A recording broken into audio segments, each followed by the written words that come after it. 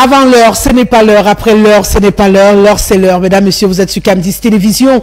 L'émission, c'est l'heure. Bien entendu, on aura l'occasion encore ce soir de discuter autour des sujets qui nous préoccupent, qui préoccupent le citoyen camerounais dans son fonctionnement au quotidien. Et vous le savez peut-être, pour ceux qui ont eu l'occasion de voir notre affiche publicitaire, qu'on parlera de droits de l'homme. Le jour qui est le nôtre aujourd'hui, notamment le 10 décembre, est un jour consacré à la lutte pour les droits humains dans le monde entier. Nous, au Cameroun, on a envie de se demander, au regard des dernières actualités, si finalement l'implémentation des droits de l'homme s'avère être une réalité ou une utopie. La question est posée avec nos panélistes. Nous essayons d'apporter des éléments de réponse. Et également, au cours de cette émission, on va parler de nos organisations non gouvernementales au Cameroun. On le sait, il y a quelques heures seulement, le MINAT a pris sur lui de sanctionner 3 ONG dans leur fonctionnement. Les dernières informations laissent entendre qu'il y en aurait qui auraient brisé les scellés sur les portes. Une réalité, une autre actualité qui nous interpelle. Et on veut se demander finalement quel est le rôle des ONG dans ce pays qu'est le Cameroun. Est-ce que finalement ces ONG ne jouent pas un rôle trouble? La question également, elle est posée ce soir. Et il y a un autre sujet qui continue de faire couler beaucoup d'encre et de salive, la fuite des documents officiels. La fuite des documents confidentiels. Désormais, il est bien difficile de faire un courrier pour un collaborateur dans une autre ville ou dans le même service sans que les réseaux sociaux n'aient la primeur de l'information. Que se passe-t-il exactement? Pourquoi on en est arrivé là au point où la confidentialité n'a plus de place au Cameroun? Comment juguler le phénomène? Comment endiguer ce fléau qui semble un tout petit peu déstabiliser le fonctionnement de nos institutions? La question également, on se la pose ce soir. Voilà la vitrine de votre émission. Installez-vous confortablement, juste le temps d'un détour. On dit à ceux qui constitueront notre panel ce soir, bienvenue.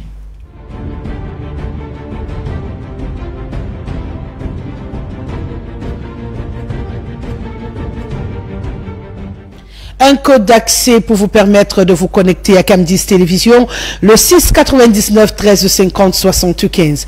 Vous avez la possibilité d'écrire par SMS, par WhatsApp. Vous pouvez également aller jouer avec notre plateforme, j'allais dire nos plateformes. Cam10 Télévision pour ce qui est de WhatsApp, Cam10 Télévision pour ce qui est de YouTube, Facebook, TikTok et même Instagram. Vous avez la possibilité d'avoir toutes les connexions pour faire partie de ce rendez-vous. Et du mieux que nous pourrons, bien sûr, vos réactions seront rendues solennelles. Sur ce, j'ai envie de dire bonsoir au professeur Sostène Fouba qui est avec nous ce soir. Il est enseignant-chercheur, il est en même temps politologue à l'université de Yaoundé 2. C'est un plaisir de vous accueillir sur ce plateau. Bienvenue, professeur. Ok, merci. Bonsoir, Rosalie. Je vous retrouve avec beaucoup de plaisir dans un studio magnifique, ultra moderne. Je me sens bien, je respire l'air pur. Je pense que, en tant que chercheur, mes actualités sont nombreuses, mais je m'arrête sur 2 actualités rapidement. Bien sûr, je vous le concerne. Voilà, mes 2 derniers livres, l'étude des partis politiques au Cameroun. Le livre a été traduit en 25 langues en Europe. C'est-à-dire les langues russes et tout. Et le deuxième aussi a été aussi traduit en 24 langues. Donc les 2 livres se vendent sur la plateforme européenne. Et ça me fait énormément plaisir parce que ces livres sont, 2 sont dans le programme public des universités au Sénégal, l'étude des partis politiques à Sciences Po Paris. Donc souvent quand c'est bien, il faut qu'on dise que c'est bien. Et que moi je n'ai jamais pris l'avion, mais les petits blancs me lisent. Continue les prophètes chez soi. Donc je voulais donc annoncer cette actualité qui est très importante pour moi. Je vous remercie de m'avoir invité, ça fait longtemps. Je vous ai cherché partout, enfin je vous retrouve. Quel plaisir, quel bonheur de vous retrouver. Merci. Mais j'ai quand même envie de poser la question, je le dis peut-être en souriant. J'ai eu l'occasion également de constater qu'on a plein d'écrivains comme vous, Aman-Claude Abanda notamment, qui sont très souvent inscrits dans le système éducatif de certains pays voisins, mais jamais au Cameroun. Pourquoi, à votre avis? C'est difficile parce que même quand je voulais déposer mes livres à l'université, on m'a dit la procédure est longue. Mes livres sont par institut français à tous les pays, mais j'ai 6 livres, il n'y a aucun de mes livres à la bibliothèque, il y a 1 ou 2.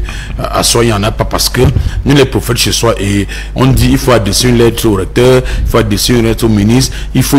C'est tellement difficile que quand ça je viens au Cameroun, on me demande mais il y a eu colloque, les Sénégalais sont en Allemagne, mais l'écrivain est fou, où on dit qu'il n'est pas là. Pourtant, je suis au bureau à soi. Il est où? Donc, finalement, il y a comme souvent un faux casting entre ceux qui travaillent et qui ne sont pas récompensés. Mais à l'international, on est heureux de récompenser parce que quand on voit votre livre traduit on dit édition russe, édition turque, édition tété, qui a le drapeau de Cameroun dessus, rien que l'étude des partis politiques au Cameroun, vous parlez du Cameroun, et que les gens vous lisent partout, et les autres livres vous demandez qu'est-ce que j'ai fait pour mériter tout cet honneur et ce succès. Donc, tout est grâce, on rend grâce à Dieu. Bien entendu, hein, vivement que peut-être des mesures soient prises pour qu'on puisse également jouir de nos talentueux écrivains dans nos différentes structures académiques, que ce soit à l'université ou au secondaire, qu'on ait l'opportunité d'avoir le maximum de Camerounais inscrits dans les programmes scolaires. Je pense que ça va nous faire du bien aussi de lire ceux qui sont très proches de nous. Autant c'était récurrent, on avait des livres des Camerounais, des Africains. Aujourd'hui, moi j'ai aimé par exemple Chauve-souris, c'est Benananga. Ouais. Je suis étonné aujourd'hui qu'on en a de moins en moins. Il faudrait qu'on y songe véritablement. Beaucoup de courage à vous. Merci. Dans votre bataille à ce niveau-là. La mère Odile Yogo est avec nous, la maman du peuple. Hein. Il faudrait que les gens s'habituent. Elle est comme mon meuble, très souvent.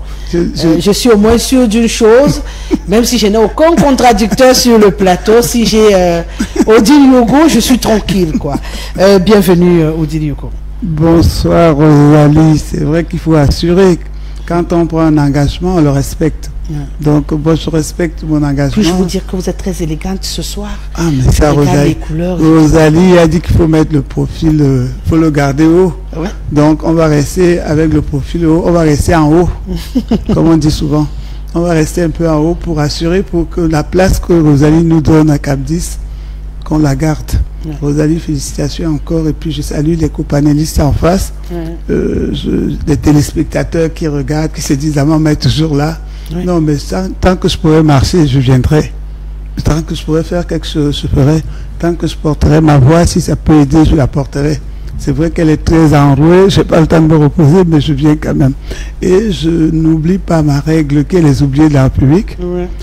Bon, vous savez que mon oublié actuel est le président Aïdjo, oui, qui est couché à Dakar au Sénégal, le drapeau camerounais par terre. Donc ça, c'est un combat, c'est un oublié. Et je souhaiterais que le président Aïdjo revienne sur la terre de ses ancêtres, qui rentre aussi dans son village, comme notre père, notre président nous a dit que lui, il aimerait rentrer au village. Mais je suis contente parce que j'ai trouvé un nouvel oublié de la République, qui est juste en face de moi, le professeur Fouba, qui voit bien que quand on oublie les gens, même les intellectuels on oublie. Parce que c'est triste à entendre dire un écrivain dans son pays qu'on ne me lit pas chez moi, mais ce sont les autres qui me lisent ailleurs.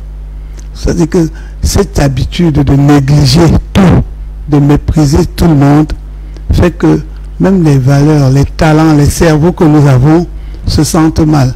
Si des personnes, des cerveaux comme le professeur Efouba se plaint, mais nous à l'école sous l'arbre, on va dire quoi, professeur?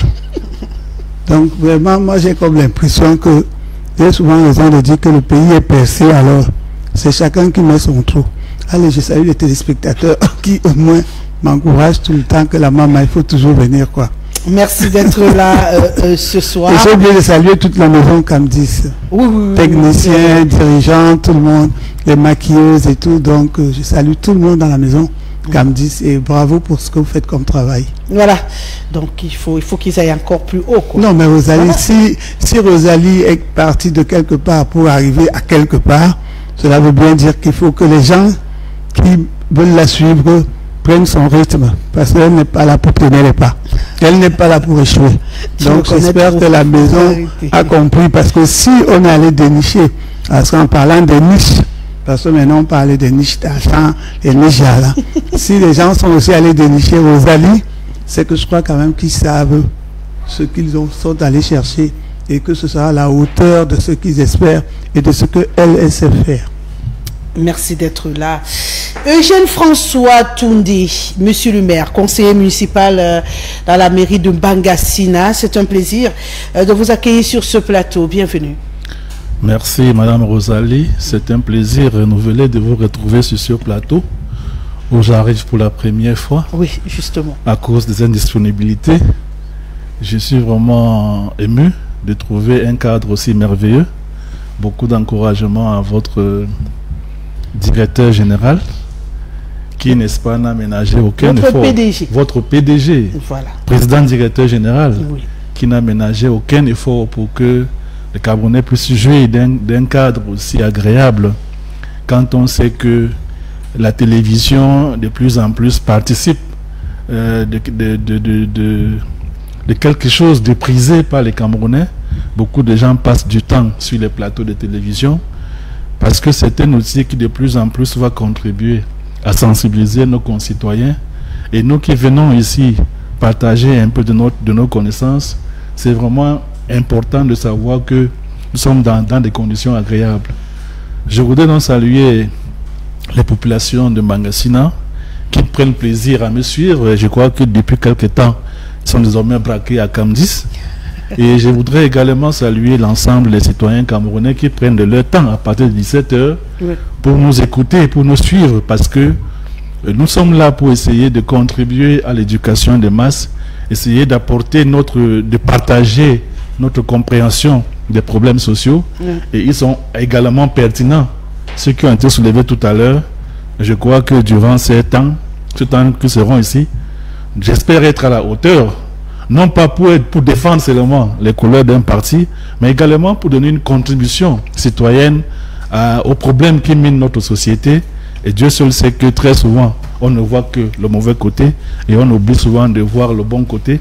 Voilà pourquoi moi je m'évertuerai autant que possible, malgré les difficultés qui sont évidentes, comme vient de le relever Madame Yogo, de montrer aussi que tout n'est pas noir, qu'il y a des efforts qui sont faits. Et c'est ce qui manque beaucoup à nos concitoyens, de ne peindre que tout en noir. D'accord, on va donc bien voir ça de près à présent, puisque j'ai l'habitude de le dire, hein, on va rentrer dans notre mise en bouche ce soir. On va s'intéresser justement à cette journée consacrée aux droits de l'homme dans le monde entier. Et la question, comme j'ai dit, c'est une mise en bouche, hein, c'est pour planter le décor, puisqu'on va parler des ONG juste après. À votre avis, aujourd'hui au Cameroun, lorsqu'on regarde la réalité qui nous entoure, s'il faudrait peindre un tout petit peu la réalité des droits de l'homme au Cameroun, on est en pleine réalité ou on est en pleine utopie? Nous sommes en pleine réalité. Il faut d'abord comprendre que le Cameroun a ratifié tous les textes qui, n'est-ce pas, protègent les droits humains. Et pour cela, on ne peut pas être en pleine utopie. Le Cameroun est partie de toutes les conventions, de tous les traités internationaux qui protègent les droits humains. Et ces textes-là sont d'application au Cameroun. Maintenant, il faut contextualiser l'environnement camerounais. Il peut arriver que des actions, des acteurs politiques, des acteurs gouvernementaux aient à prendre quelques mesures qui peuvent, n'est-ce pas, remettre en cause les droits humains, mais on est loin de l'utopie. C'est une réalité. Parce que l'homme, le gouvernant, le dirigeant, fait parfois face à des contraintes qui l'amènent à prendre des mesures qui peuvent être des mesures conservatoires, qui ne sont pas des mesures de suspension ou d'annulation des droits humains. Les droits humains sont un fait. Si vous faites allusion à certains cas, comme vient de connaître récemment au Cameroun, je vous dirais que... Quel cas on vient de connaître au Cameroun? Tout à l'heure, vous aviez évoqué le cas d'une avocate qui... Non, on va en parler sûrement dans le cas des ONG tout à l'heure. Les droits humains sont une réalité au Cameroun. Vous savez qu'on a la liberté d'expression, qui fait partie de ces droits, les droits à la vie, le droit à l'éducation, le droit à l'opinion politique, religieuse, le droit à la santé, le droit au travail. Vous avez l'impression que ça roule, ça va? Je ne veux pas les évaluer. Je veux d'abord reconnaître qu'ils sont effectifs. Ces droits sont effectifs au Cameroun. Maintenant, est-ce que les citoyens en jouissent à 100%? Tout est la question. Mais je pense quand même que dans aucun pays au monde, il n'y a pas un endroit où on peut dire que les droits sont... Les citoyens juste de leurs droits à 100%. Des efforts sont faits au quotidien. Vous savez que c'est toujours une question, c'est toujours une confrontation entre ceux qui sont en droit de recevoir des services et ceux qui sont en droit, en devoir de donner des services. Il y a toujours des contraintes qui peuvent s'expliquer par plusieurs facteurs. Si je prends par exemple le droit au travail, on a beau vouloir donner le travail à tous les citoyens camerounais, qu'on est confronté à la réalité qui est telle que l'environnement du travail est rude au Cameroun. Les offres dans le marché de l'emploi n'est pas assez riche pour prétendre qu'on va offrir aux Camerounais, aux 3 millions de Camerounais à la recherche d'emploi, un emploi. C'est pour cela que, pendant que certains continuent à réclamer le droit au travail en ne regardant que la fonction publique, les pouvoirs dirigeants essaient de leur montrer qu'il n'y a pas que la fonction publique, il y a aussi l'agriculture, il y a l'entrepreneuriat, qui est une alternative à l'emploi. Effectivement, le marché de l'emploi, le droit à l'emploi peut être effectif, peut être plein au Cameroun, si, n'est-ce pas, nous comprenions que l'emploi n'est plus une question seulement d'être salarié à la fonction publique, mais aussi de s'auto-employer, d'avoir des initiatives propres qui permettent, n'est-ce pas, de répondre à ses besoins vitaux. Or, malheureusement, la majorité est encore à penser que travailler veut dire se lever le matin, aller dans un bureau climatisé et recevoir un salaire à la fin du mois. Ce qui donne l'impression que certains droits ne sont pas acceptés comme le droit au travail. D'accord. Odile Yogo, de prime abord, votre regard sur la question des droits de l'homme au Cameroun. Mais Rosalie, je vais prendre un petit bout de ce qu'il a dit. Et je souris parce que en venant tout à l'heure à l'émission, je traversais la ville et je suis tombé sur une grande affiche du président de la République où le président de la République s'est écrit la réforme de l'agriculture. Ah, je me suis dit que le président Paul Biya est devenu un membre du CRAC, quoi.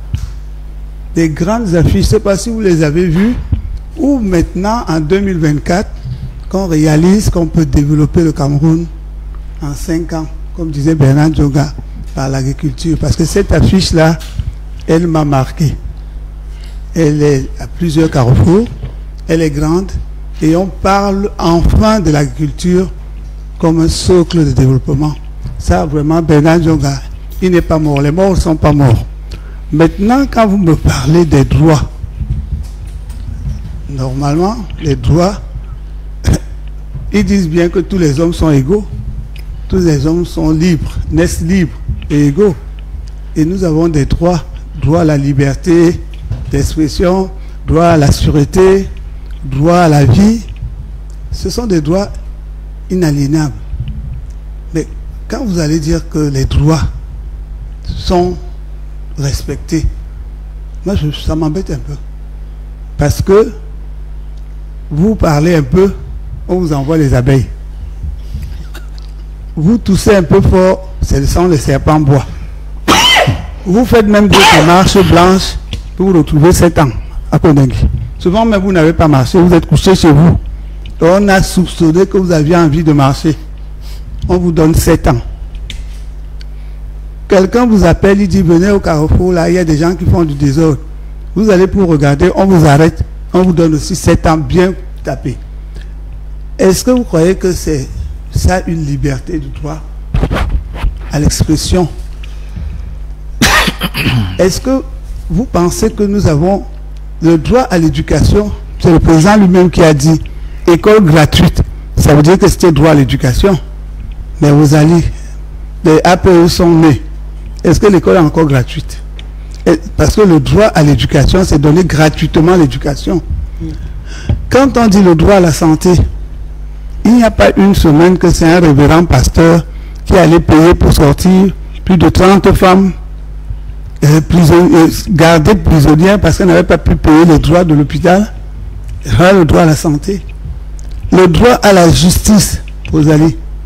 Quand les familles viennent se plaindre que nous avions notre bout de terrain ici, mais tel grand nous a arraché le terrain, est-ce que c'est juste? Quand on parle même du droit à la vie, là c'est encore très grave. Nous avons le cas de Martinez Zogo. Ne pensez pas qu'on l'a oublié. Moi je n'ai pas oublié. Parce que j'ai comme l'impression que les gens pensent qu'ils vont nous faire oublier Martinez Zogo. Non. Le mois prochain, en janvier là, ça va faire combien d'années il est dans la glace. Les gens veulent nous faire croire que la page Martinez-Ogo est tournée. Non. Tout à l'heure, vous allez parler des ONG, du muselage. Mais dans vos droits, vous avez parlé des droits de la torture. Tout a été dit sur la torture. Tout a été décortiqué sur la torture, sur Martinez-Ogo. Mais qu'est-ce que les gens font? Ils s'en foutent. Le problème de moi, de toute façon, j'ai posé ma voix sur le problème de Martinez. J'ai dit que c'était le CIAO. Moi, j'attends qu'on me réponde sur le cas de Martinez. J'attends qu'on me réponde. Moi, je ne vais pas m'endormir. On ne va même pas me zombifier sur ce problème-là. Parce que rien que le cas de Martinez, la torture qu'il a subie, je crois que quand on parle, est-ce qu'il y a la torture au Cameroun? Je crois que Martinez doit trahir le Cameroun. Que même si on voulait cacher qu'il y a la torture au Cameroun, parce que les autres, on nous dira, non, vous n'êtes pas sûr. On a parlé de Longuet, non, on lui a tapé sous les pieds, mais il est allé encore il mangeait, il buvait avec eux. Heureusement que Longuet a dit que si je ne mange pas avec eux, ils vont me finir. Donc, je supporte. Il y a de la violence au bord de la route, mais comment vous demandez les droits? Donc vous avez l'impression qu'il n'y a pas de droits de l'homme au Cameroun? Rosalie, les droits, non, on ne peut pas dire qu'il n'y a pas. Il y a les droits de l'homme au Cameroun, mais ils ne sont pas respectés. D'accord. Parce qu'avoir des droits, c'est une chose. C'est comme la loi. Oui. La loi doit être faite, mais la loi ne doit pas être maladroite. On ne peut pas annoncer que vous avez des droits et on vous torture. On ne peut pas annoncer que vous avez droit à l'éducation et on vous fait payer au prix le plus fort, même l'école publique. Encore que les privés soient payants, mais l'école publique est censée être gratuite. Oui. Nous avons droit à l'eau. L'eau, c'est la vie. Rosalie, vous restez combien maintenant, même les maisons sont les cases de bidons. Je crois qu'on va construire des maisons entières avec des bidons vides maintenant. Rosalie, est-ce que vous avez droit à la lumière? Droit à la lumière, celle-ci qui est là aux yeux, elle brille un peu. Mais si Eneo se fâche là, on peut continuer dans le noir. Est-ce que vous avez droit, c'est-à-dire qu'au minimum, aux choses basiques?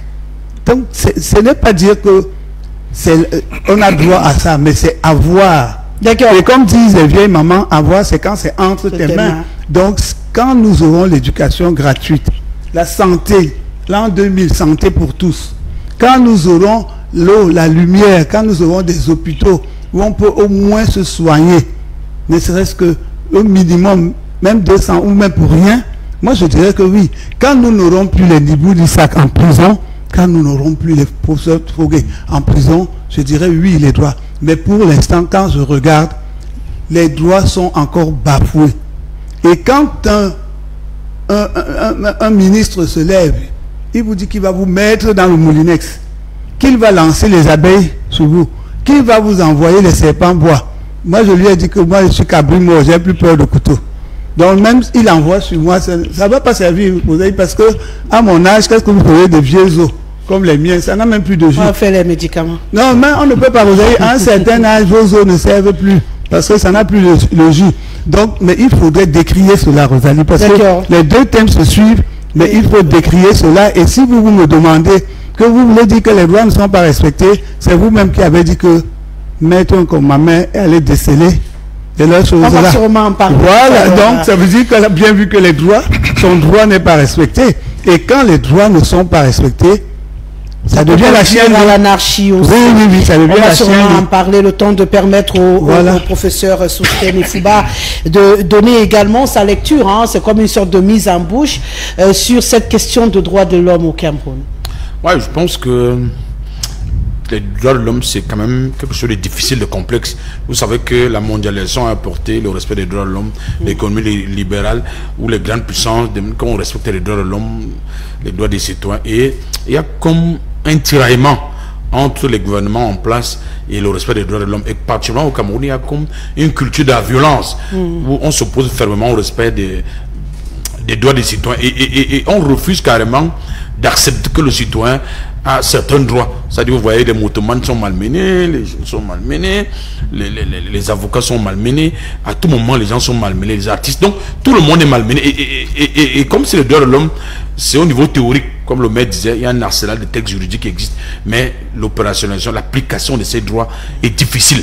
Je vous avoue que si vous n'êtes pas calme en route, on est prêt à vous exécuter avec l'arme. Donc, ce que les gendarmes, les policiers, ceux qui ont le maintien de l'ordre et tout sont très très violents. Et même le langage des certains membres du gouvernement, le langage est dur. Vous savez comment on a dit, parle du travail, il faut que les gens fassent l'entrepreneuriat. Donc, ceux qui ont réussi, il y en a comme une catégorisation des classes. Ceux qui ont réussi pensent qu'ils ont le droit à eux. Il y a comme, entre guillemets, le droit des plus forts. Ils ont toujours raison.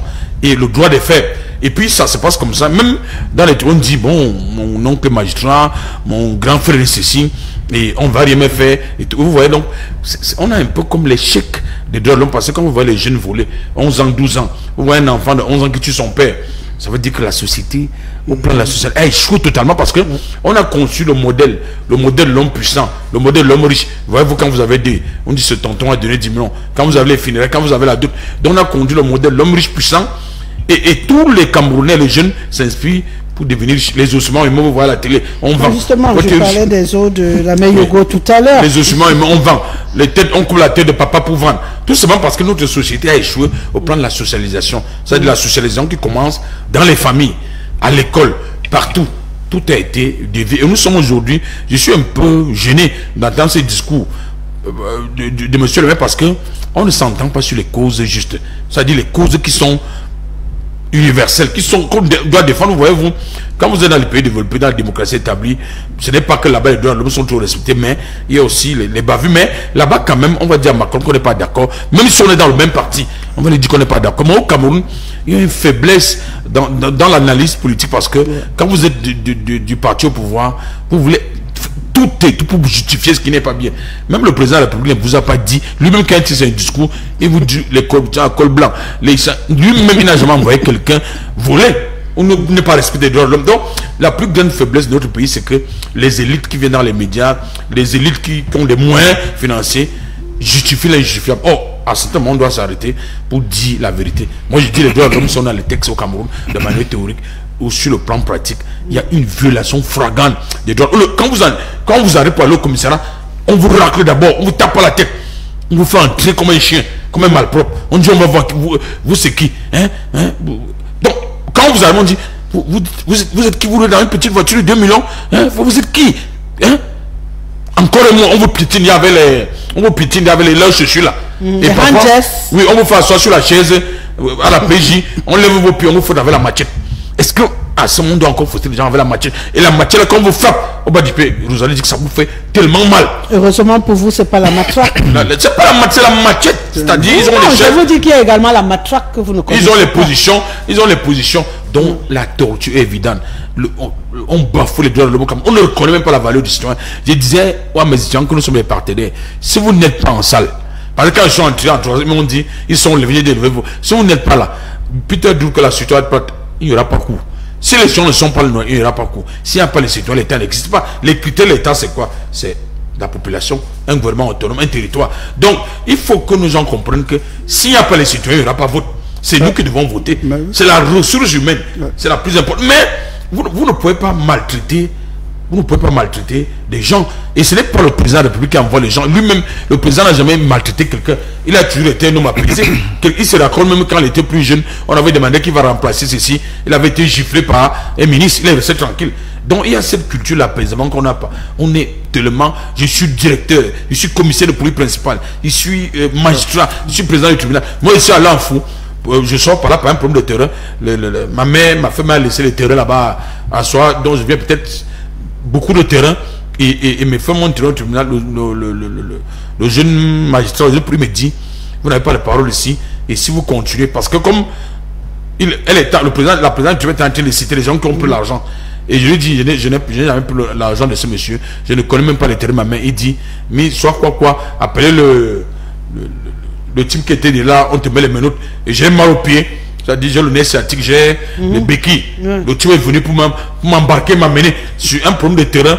J'ai même dit à la présidente que je ne connais même pas sur le terrain de ma mère. J'achète mes terrains, j'ai mon argent. On dit, la présidente a dit, heureusement que c'était une fille de Bagassana, elle me dit, laissez ce monsieur tranquille.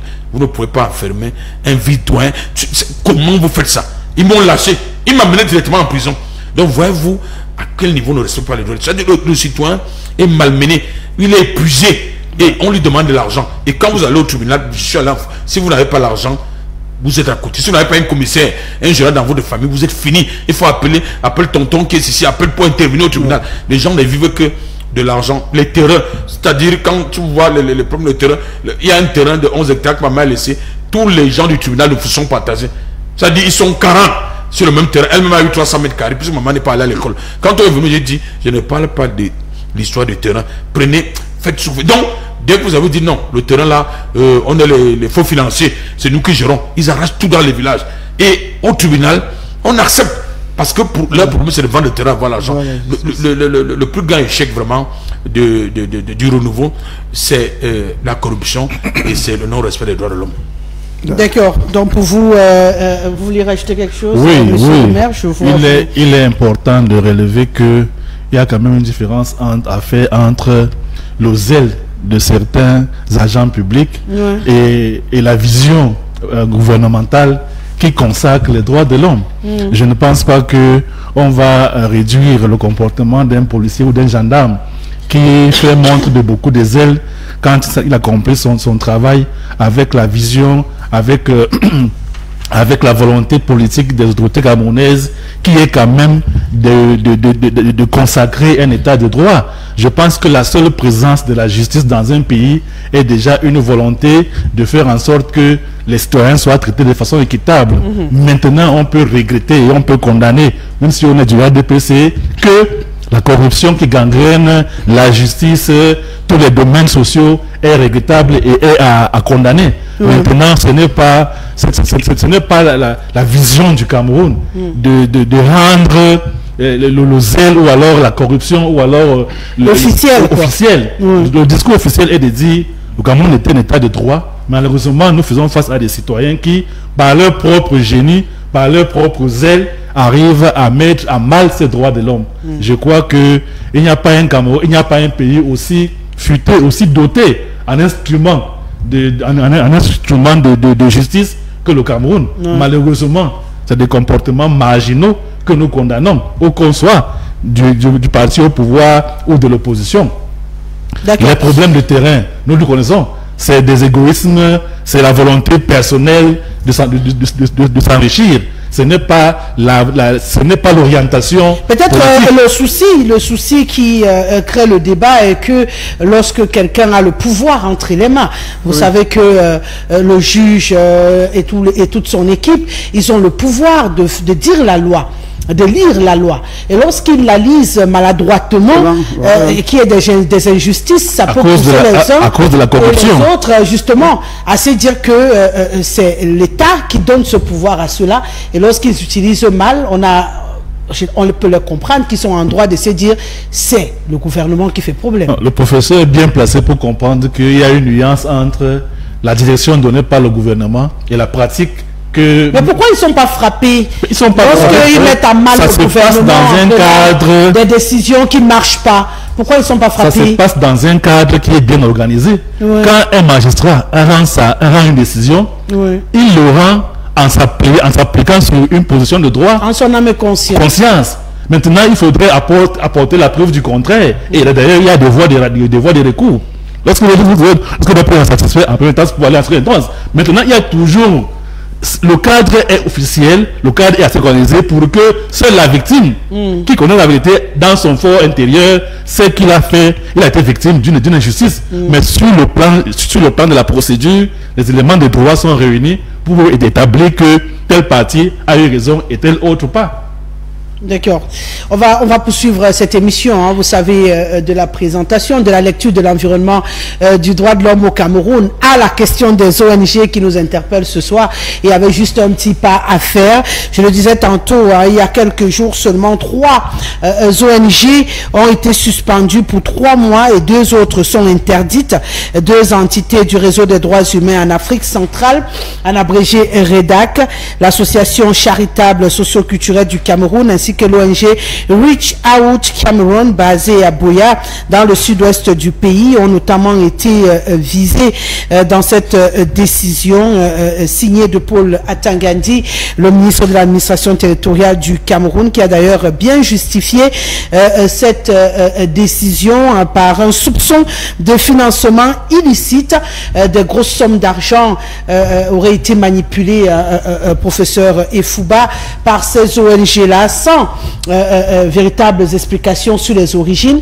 On parle de blanchiment de capitaux dans une période où des événements importants s'annoncent au Cameroun. Il faut éviter, on a des situations assez dangereuses de terrorisme et tout le reste. Le soupçon, il prend forme et on s'est dit, peut-être c'est aussi un moyen utilisé pour alimenter la déstabilisation du Cameroun. Mais des décisions qui apparemment sont considérées par le camp d'en face comme n'ayant aucun fondement juridique, d'où la levée des écrous par force de Maître Aliscom, qui a décidé d'aller casser simplement l'installation, les scellés sur sa porte. Bon, je pense que on va faire une lecture globale. La lecture globale, c'est les jeunes ont une fonction pédagogique. Vous savez que les jeunes naissent avec l'approche de la désétatisation. Parce que pendant la période classique, il y avait l'étatisation, la toute puissance de l'État. C'est l'État qui faisait tout l'État-providence, qui envoie les enfants à l'école, qui contrôlait ses frontières. Avec la crise de l'État-providence, l'échec, le double échec de 1977, le choc pour tout l'État est entré en crise. On parle donc de la crise de l'État-providence. État vache à lait n'existe plus. À ce moment, il y a le fraîchissement de l'État et il y a la naissance de nouveaux acteurs, ce qu'on appelle les acteurs non étatiques. Ces acteurs sont quoi? Les firmes multinationales, les ONG, les citoyens, qui vont intervenir dans le domaine de l'État, c'est-à-dire le domaine de l'éducation, la santé, les droits de l'homme, vous avez dit que journalistes sans frontières. Donc ces ONG viennent accompagner la mission, la faillite de l'État et ont une fonction pédagogique, une fonction éducative et sur une fonction d'anticipation, d'avertir que ça ne va pas, de toujours tirer les oreilles entre guillemets aux États, de ne pas aller, de ne pas toujours abuser et tout. Et pourquoi aujourd'hui ils sont un peu comme des lanceurs d'alerte? Oui, pourquoi aujourd'hui, posez-vous la question, pourquoi aujourd'hui cela arrive? Pourtant, ces ONG existent depuis, parce que les élections arrivent. Comme les élections arrivent, ces ONG ont pour habitude de dénoncer, de dénoncer l'État, de dire ouvertement ce que les autres ne peuvent pas dire et d'avoir des rapports, c'est-à-dire de présenter les rapports aux Nations Unies, les rapports aux États-Unis et tout. Donc il faut couper leur financement pour que ces ONG, je pense, se taisent à jamais et que les élections se déroulent sans problème, parce que c'est les gens qui dénoncent. C'est comme l'avocate, vous ne pouvez rien lui dire. Et vous voyez qu'on la soupçonne depuis des années. Les soupçons, on dit elle soutient les homosexuels, elle soutient... Non, là, c'est pas des soupçons, c'est une réalité. Je préfère dire les soupçons parce que je suis ancien. Elle peut me porter plein de mains, apporter la preuve de ceci. Donc je m'entre. Elle livre un combat qui est ouvert et elle le dit à haute voix. Oui, donc, on va pas vous suivre pour quelque chose. Vous savez qu'à ce moment, elle est d'abord, à ce moment, elle a déjà les problèmes avec le gouvernement. Parce que le gouvernement camerounais interdit le mot social électrique. Donc elle défend ces gens. Ensuite, le rédacteur est une ONG qui s'affirme, vous voyez, a eu des médailles aux États-Unis et tout. Donc c'est une ONG qui s'affirme, il y a comme, entre guillemets, une défiance vis-à-vis de l'État du Cameroun par rapport à certaines ces ONG. Et le ministre donc dit, vous savez que tout c'est la dissuasion. Donc là, dans sa décision, il y a là d'abord la dissuasion, les menaces, pour leur dire que 2 mois, 3 mois, et si vous continuez, on vous efface définitivement parce que nos intérêts arrivent, parce que le régime a quelque chose de fantastique. La création des institutions vise 2 modalités. La première modalité, c'est le régime doit survivre, doit se protéger pour ne pas mourir. L'autre modalité, c'est d'offrir aux citoyens le bien-être, l'intérêt, les conditions de vie favorable. Donc, un système ne peut pas tout vous donner. Si un système vous donne tout, vous disparaissez. Vous avez vu ce qui arrive à Bakou. C'est pour ça qu'on dit au Camerounais, allez à une élection à 2 tours. Les gars disent qu'à 2 tours, tous ces partis, au 2e tour, vont se réunir contre le parti au pouvoir, on va perdre. Donc, on préfère rester à 1 tour. Donc, tout est stratégique et planifié. Donc, je pense que le ministre est là pour protéger les intérêts du gouvernement, les intérêts du RDPC. Et c'est normal, c'est de bonne guerre. Donc, à ce moment-ci, si le régime perd, si le pouvoir passe à l'opposition, vous voyez qu'il y a les fondements, tout un système où les gens ont fait 20 ans, 30 ans comme les directeurs généraux, où les gens ne vont pas à la retraite, où les gens n'acceptent pas la contradiction, où les gens menacent. Donc en fait, c'est l'état de guerre. Pour vous, c'est une stratégie menée pour museler. Oui, et puis c'est l'état de guerre pour montrer que c'est le bras de fer parce qu'on va vers la transition. Ne pensez pas que vous allez entrer dans la transition en nous laissant de côté. Nous allons contrôler la transition politique et continuer à gouverner. Donc il s'agit d'un combat, d'un changement du système qui est en train de partir apparemment et d'un nouveau système qui arrive. Donc les deux systèmes sont en train de se battre. Donc vous voyez, donc le système gouvernant dit j'impose les lois parce que j'ai l'armée, ce que lui s'appelle en philosophie les appareils répressifs. J'ai les appareils idéologiques, j'ai l'école, j'ai l'armée, j'ai tout. J'impose. Vous voyez qu'elle a été convoquée par le préfet. Et de l'autre côté, on dit nous n'acceptons pas, nous allons nous battre. Donc vous allez voir ce combat entre guillemets permanent entre le système et les leaders qui veulent émerger. Même ceux qui sont en prison, comme dit Madame Ogo, ils sont en prison parce que le professeur Fouretti, il faut les faire taire. On doit vous faire taire. Donc, nos États ne sont pas encore à un niveau de démocratie très avancé comme l'Angleterre, les États-Unis, la France. C'est vrai que là-bas, il y a aussi les bavures, mais nos États n'ont pas encore cédé à ce monde démocratique. D'accord.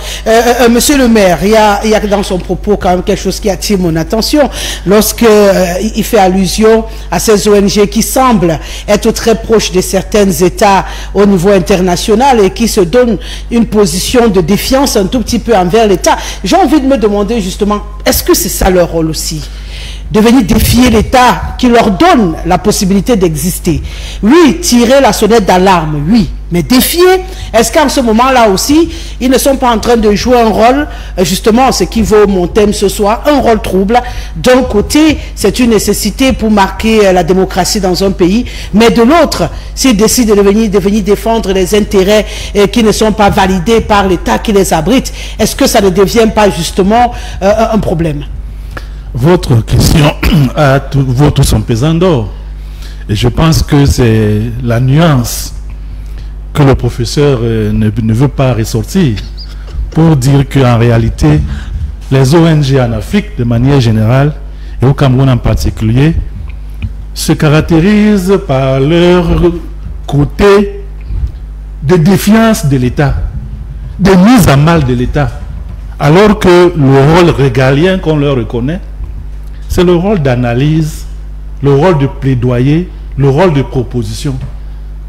Je n'ai jamais vu une ONG internationale du genre Médecins sans frontières poser des actes qui soient réprimés par la société française ou bien par les Nations Unies. Parce que on peut dire bien la Croix-Rouge, parce que nous voyons bien leur contribution dans la marche des États et même des relations internationales. Mais au Cameroun, voyez-vous, si même on met de côté ces trois-là et qu'on puisse élargir, vous verrez comment des ONG se comportent toujours comme s'ils étaient des opposants à l'État. L'ONG, la société civile, n'est pas l'adversaire de l'État. Comment au Cameroun, en Afrique, ils se positionnent toujours comme si c'est l'État qui était l'institution à abattre ou à détruire. Pourtant, ils ont un devoir d'accompagnement, un devoir d'éducation. Et même de dénonciation. Est-ce que tout ce que nous dénonçons aujourd'hui, parlant des droits de l'homme, n'est que le fait de l'État? C'est le fait parfois des citoyens. Les agressions dans les quartiers, les tueries à gauche et à droite, c'est le fait des citoyens. Mais combien de fois avons-nous vu ces ONG monter sur le créneau et dénoncer? Mais dès qu'il s'agit d'une action où l'État est à mal, mais vous voyez comment ils organisent des plateaux, des campagnes pour mettre à mal l'État. Ce n'est pas ça leur rôle. On veut bien comprendre qu'il y ait des manquements, qu'il y ait des bavures, mais c'est toujours... Et il faut comprendre, il faut dire aux citoyens que le gouvernement n'arrête jamais les citoyens de manière arbitraire. Il y a toujours une base juridique, une règle de droit, que c'est lorsqu'elle est en frein qu'on vous arrête. Les prisonniers que nous avons en ce moment dans nos casernes, vous allez voir que c'est sur la base d'une règle qui n'a pas été respectée qu'ils ont été arrêtés.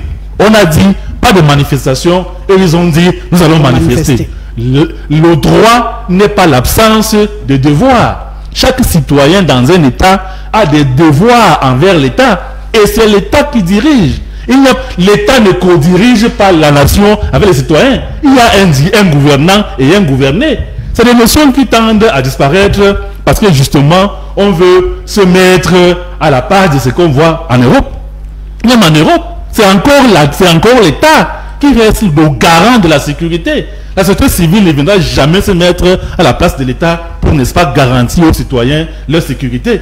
Mais par contre, lorsqu'il y a des exactions, lorsqu'il y a des abus, comme on l'a relevé tout à l'heure, il est de bon ton, il est de bon droit que les ONG, la société civile, rappellent à l'État les limites qu'ils ont franchies, les abus qui ont été commis. Ouais. Mais je vous assure, l'environnement camerounais est tel que, dès qu'on dit droit de l'homme, l'ennemi, l'accusé, c'est l'État. L'ennemi, l'accusé, c'est l'État. Pourtant, il y a pas mal de mauvais comportements. La corruption dont nous parlons, elle n'est pas que le fait de l'État, elle est le fait des citoyens. Mais quand ils font les ONG pour éduquer les citoyens à comprendre que le mal du Cameroun, c'est la corruption, et que ce n'est pas seulement le fait de l'État, elle est aussi le fait des citoyens. Les problèmes que nous rencontrons dans les zones anglophones, ce n'est pas le fait de l'État seulement, même si on peut remonter des causes où on pourrait trouver que l'État serait responsable, mais la continuation actuelle de la crise, c'est le fait des citoyens qui décident de défier l'État et qui sont soutenus par des ONG, par la société civile. Donc votre question est pertinente. Il faudrait qu'à un moment, notre société civile comprenne que son rôle n'est pas seulement un rôle de dénonciation et que l'État n'est pas son adversaire. D'autant plus que s'ils existent, c'est grâce à l'État. J'ai quand même envie de vous demander, vous avez l'impression que ces ONG sont à la solde d'autres... C'est de véritables partis politiques d'opposition. Quand vous voyez la société civile se comporter, vous avez l'impression que c'est des militants déguisés, des partis de l'opposition. Ils n'ont rien qui mettent en exergue leur côté citoyen.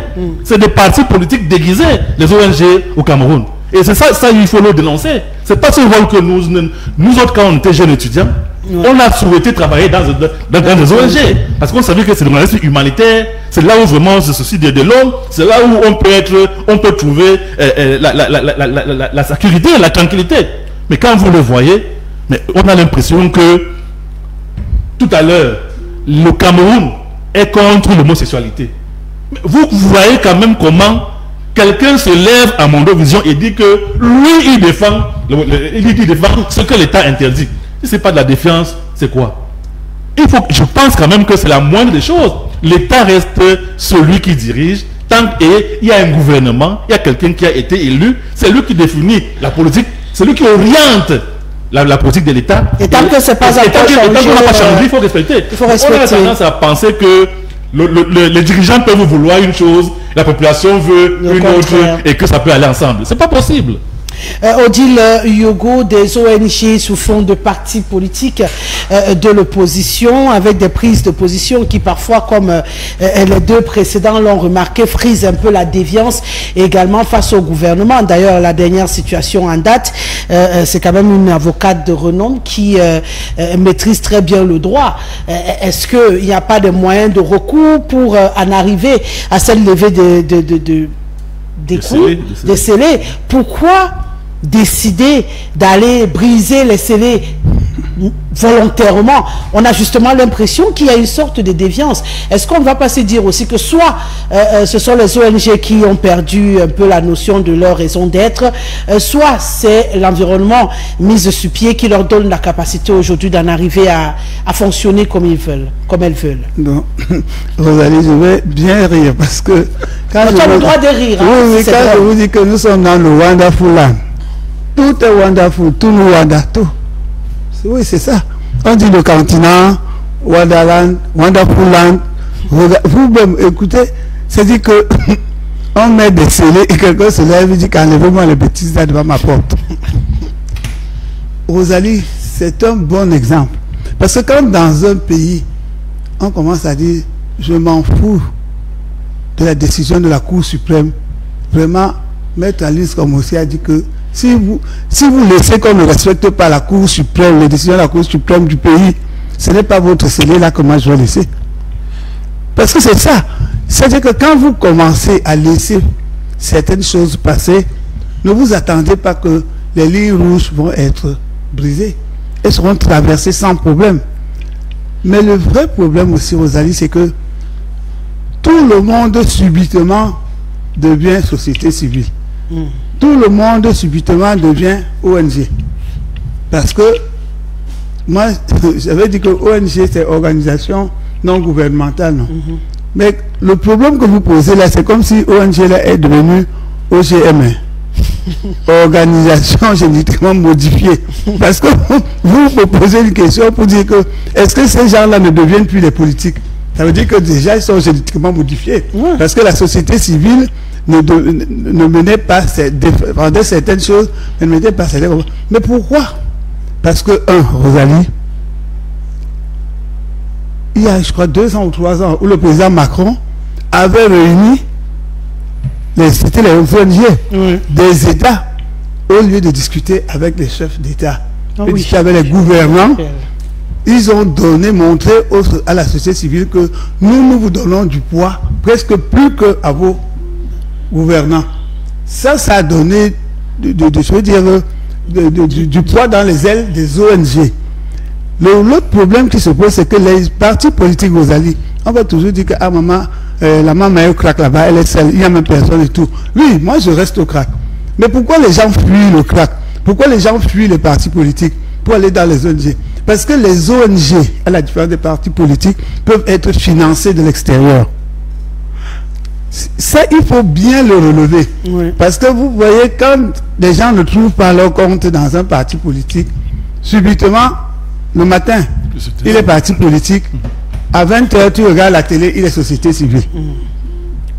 On comprend bien que les gens cherchent là où ils peuvent manger.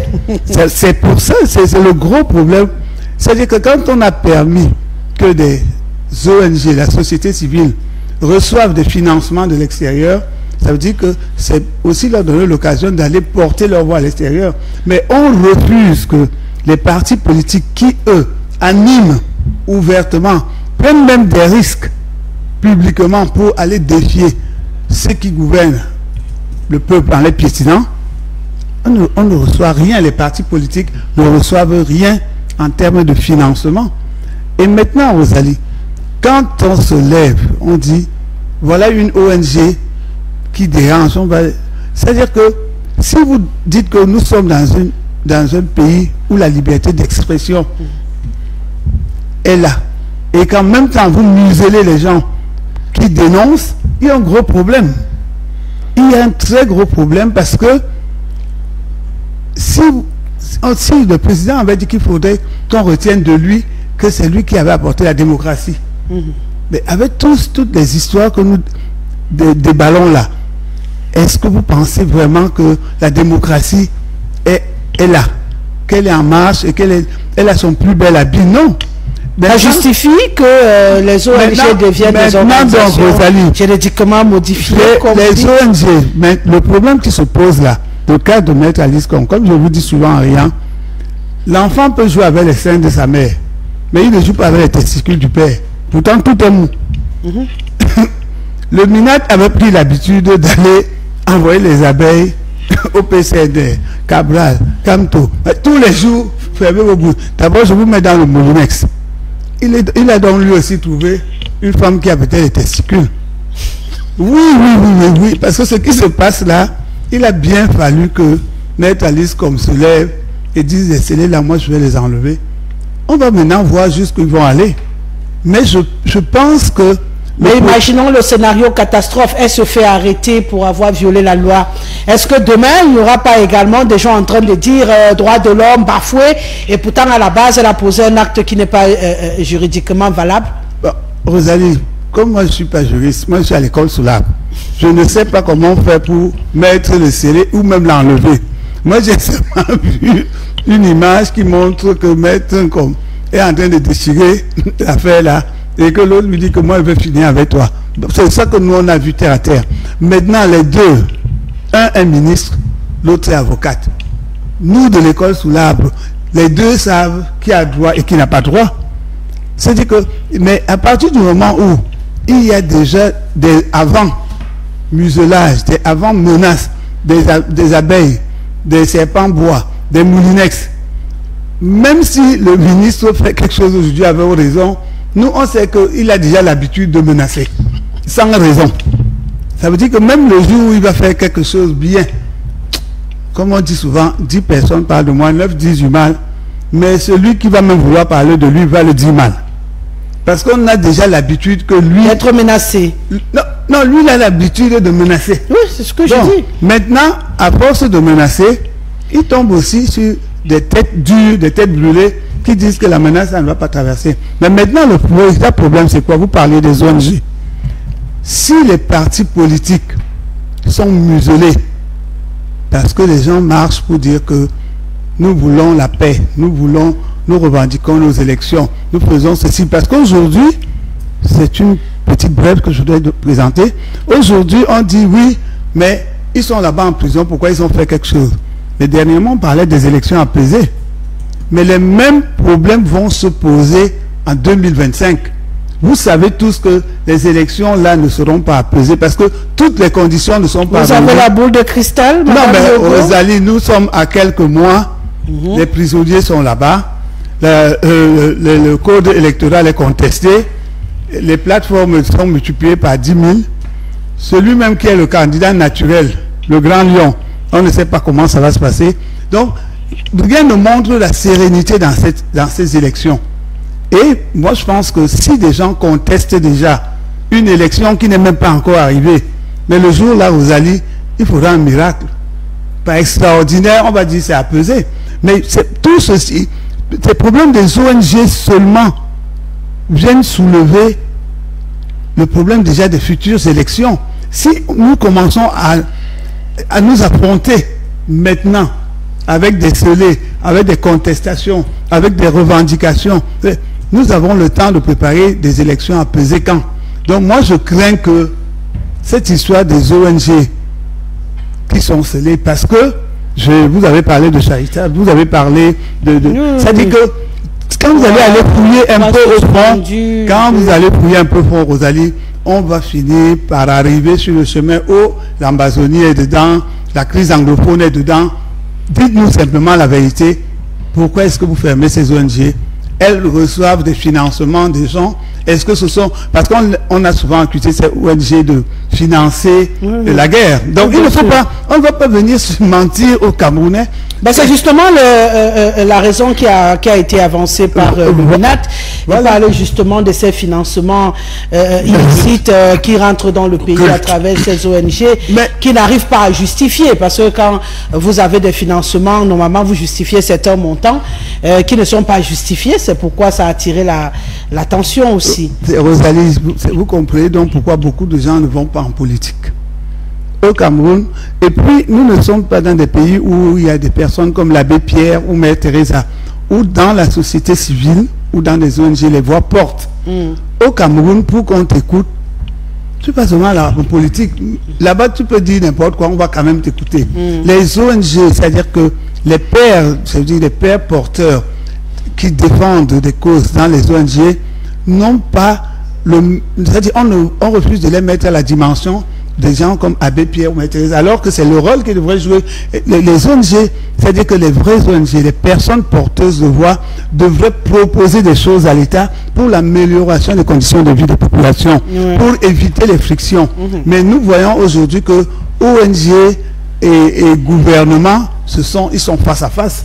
Donc ça n'aide pas à la construction d'un État paisible, une nation. Donc, moi je me dis, ces ONG doivent exister et doivent respecter les règles de la nation, mais l'État doit laisser les gens s'exprimer. Parce que quand il y a muselage, quand il y a soupçon, quand il y a accusation, on va directement à la confrontation. Et la confrontation crée une crise sociale qu'on ne maîtrise plus. Et tout problème non résolu devient une crise. On est en train de le vivre aujourd'hui au Nozo. Est-ce que c'est pas aussi voulu, Monsieur le maire? Elle parle d'une approche d'une période assez cruciale pour le Cameroun. On parle de 2025. Et les stratégies se mettent en place. Tout le monde a évoqué ici cette connexion parfois invisible entre ces ONG en interne et certains mouvements internationaux. Est-ce qu'on ne peut pas se dire justement que vu qu'on approche de cette période-là, les manipulations ont commencé et qu'on voudrait justement créer une crise au Cameroun et qu'il faille tout faire pour éviter de laisser, comme on dit dans le jargon africain, le diable entrer dans la maison? Je partage tout à fait ce point de vue de Mme Yogo, qui est assez réfléchi, parce que tout ce qu'on observe en ce moment n'est justement pas gratuit. Tout cela doit être lié à l'environnement électoral qui est annoncé et qui est certain. Et je pense que c'est d'ailleurs dans ce sens, pour éviter déjà les contestations et la crise à laquelle elle fait allusion, que le MINAT prend des mesures conservatrices pour éviter que on en arrive justement à cet état de crise sociale. Et je crois que la provocation, elle est vraiment affirmée, et la provocation en face, elle est affirmée. Et dans une logique parfois même de passer pour des victimes. Et je crois que c'est même une stratégie pour eux. On a vu dans certains pays, dès qu'on a arrêté un leader, son arrestation, au lieu d'être problématique, a plutôt fait gagner en popularité. Moi, je crains bien que les autorités camerounaises ne tombent pas dans ce piège. Voilà pourquoi, personnellement, si j'avais un conseil à donner au MINAT, ce serait vraiment celui de bien analyser ces comportements qui viennent en face, parce que certains sont vraiment dans la provocation pour créer une situation qui soit va permettre de les rendre populaires, parce que dès qu'on va entendre qu'on a arrêté tel leader, la population va penser que c'est parce que le RDPC a parce qu'il y a panique que vraiment, c'est des stratégies. Et je crois, comme Mme Yogo l'a dit, il serait opportun que les Camerounais en particulier, qui ont déjà une maturité en matière de vie sociale, fassent le choix que les jouent en jeu, que lorsqu'on a la société civile, qu'on s'engage sur ce terrain et qu'on fasse des lectures neutres de l'actualité ou des situations, parce qu'on a beaucoup d'acteurs de la société civile aujourd'hui. Quand vous les avez sur vos plateaux, ils deviennent subitement plus politiciens que les politiciens, et du coup on se demande à quoi on joue. Donc la société civile, l'environnement est vraiment, le contexte est problématique, et il faudrait ne rien négliger. Et je pense que c'est le souci du gouvernement, du MINAT, de préserver la paix, qui fait qu'il soit toujours en train de... Malheureusement, c'est ce que on appelle menace, de mauvaises nouvelles.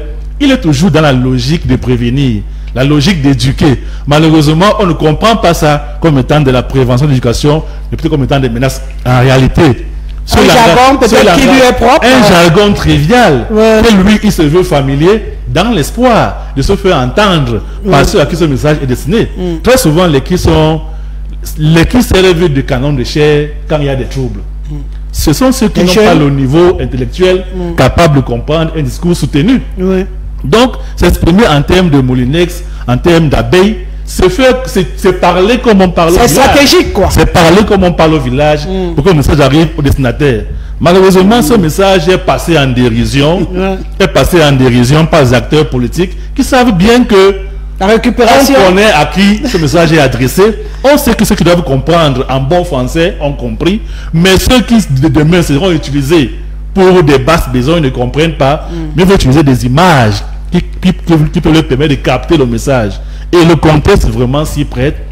Tous, partis politiques d'opposition ou du gouvernement, mériteraient à ce qu'on ait une élection apaisée. Et on ne devrait pas laisser que des acteurs profitant de la situation actuelle pour justifier leur financement étranger trouvent des occasions pour créer du désordre. Vraiment, défier. C'est vrai que là, on est encore dans le cadre d'une mesure administrative, un acte administratif, elle a eu à enlever les scellés, mais c'est quand même pour un avocat censé être un modèle. C'est pas qu'elle ignore, censé être un modèle de respect de la réglementation. Quand elle le fait, parce que d'autres l'ont fait, ce n'est vraiment pas recommandable. Parce que de par son comportement, elle va inciter d'autres milliers de jeunes à penser qu'ils peuvent, n'est-ce pas, défier la justice et l'État. Or, ils n'auront pas les mêmes atouts qu'elle pour pouvoir se défendre. D'autres dans des quartiers qui ont vu cette image à la télé vont dire, si madame, comme l'a fait, moi aussi je peux le faire. Vous comprenez donc comment elle, de par son comportement, elle peut entraîner d'autres citoyens. Heureusement que vous avez des plateaux comme ceux-ci pour dire aux citoyens camerounais que dans un État sérieux, c'est l'État qui dirige, c'est l'État qui est chargé d'appliquer la norme et non la population. La population, au contraire, le rôle de l'État, c'est de protéger sa population. Il n'y a pas d'État sans population. Le professeur l'a rappelé. Les éléments de l'État, c'est la population, c'est le gouvernement, c'est le territoire. Comment imaginer un État qui n'est pas de population? Comment toujours penser que l'État est en opposition de sa population? C'est vraiment un message qu'il faut que nous aidions les citoyens à comprendre que le rôle de l'État n'est pas de vous combattre, mais de vous protéger, malgré les insuffisances réelles, certaines, que nous dénonçons, y compris au parti, au PC. L'État reste le garant de notre sécurité. En tout cas, moi, personnellement, j'ai toujours pris plaisir à sourire de ce langage assez particulier du Minat, qui personnellement ne me gêne pas. J'ai peut-être considéré ça, comme vous le dites, comme un style particulier qu'il a opté pour passer le message, mais nous sommes dans un environnement politique également, et c'est de bonne guerre que la récupération se fasse en face et qu'on profite des failles des autres pour réagir.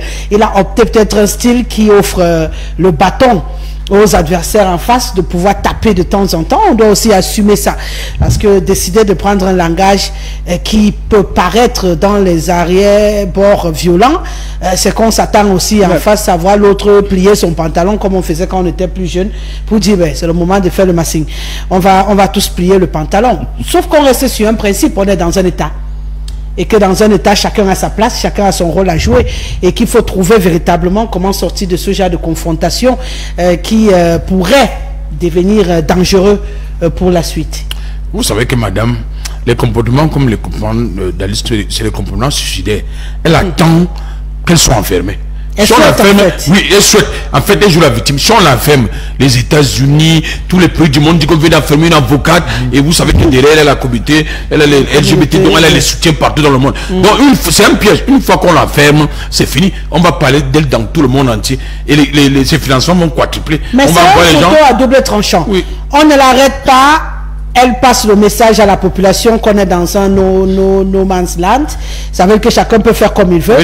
On l'arrête. Ça déclenche toutes les réactions dont vous parlez. C'est la période d'exécution arrive. Donc pour elle, elle s'attend qu'on l'arrête. Elle est connue dans le monde. Si on l'arrête, ça va faire boum. On va parler d'elle partout. Donc pour elle, c'est une démarche suicidaire. Vous pensez qu'elle enlève les scellés? Pourquoi le préfet la convoque? On pourrait envoyer la gendarmerie la prendre. Pourquoi? Le préfet la convoque pour la rencontrer en termes d'éducation et de pédagogie. Allez toucher les scellés. Vous et moi là. Au même moment, on vous prend. Donc le préfet, tout le monde comprend que là où elle est là, elle attend. Elle attend. Et puis les ONG, vous savez que le Cameroun, il n'y a pas eu l'alternance. Donc la plupart des États, les États qui sont dans le monde, critiquent le système camerounais. Quel est ce gouvernement qui fait 40 ans? Quels sont ces ministres qui font 30 ans? Donc tout ce que vous allez dire aux ONG, que ce soit ailleurs, ces jeunes sont contre le Cameroun, pour dire pourquoi il n'y a pas d'alternance. Au Sénégal, il y a eu l'alternance, au Zimbabwe, il y a eu l'alternance, au Ghana, au Nigeria. Donc en fait, il y a comme une lassitude des ONG, des institutions. Alors qu'ils ont décidé quoi? De se substituer aux partis politiques ou donc, en fait, ces institutions sont contre le Cameroun, entre guillemets. C'est-à-dire que le Cameroun devient insupportable avec son régime. On est fatigué d'entendre que... Alors on crée les mouvements. Ouais, vous pensez que les mouvements commencent comment? C'est le début.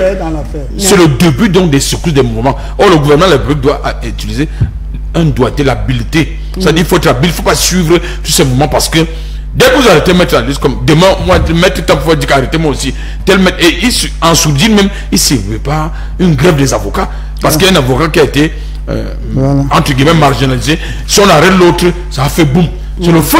Donc on cherche l'étincelle qui va déclencher tout. Donc je pense que ce que nous gouvernent doivent faire attention, doivent mettre les garde-fous pour ne pas en arriver là, et ne pas suivre totalement arrêter tel, bastonner tel, parce que ça ne doit pas être va en guerre. Voilà, donc il faut quand même qu'il soit apaisé et que la démocratie apaisée, comme le président dit, il faut la démocratie apaisée, il faut l'apaisement parce que les gens veulent le changement, sans doute les gens veulent que le régime change, que ça tombe. Vous voyez comme c'est tombé en Syrie, comment les gens chantaient, marchaient partout, ils allumaient le feu, ils étaient contents. Donc les gens, il ne faut pas qu'on arrive au niveau de, comme c'était en Tunisie, comme ça a été dans d'autres pays, à Place Tahrir, il ne faut pas qu'on en arrive là. D'accord. Parce que, comme on dit au Sénégal ou à Burkina Faso, les gens en ont marre, on en a marre.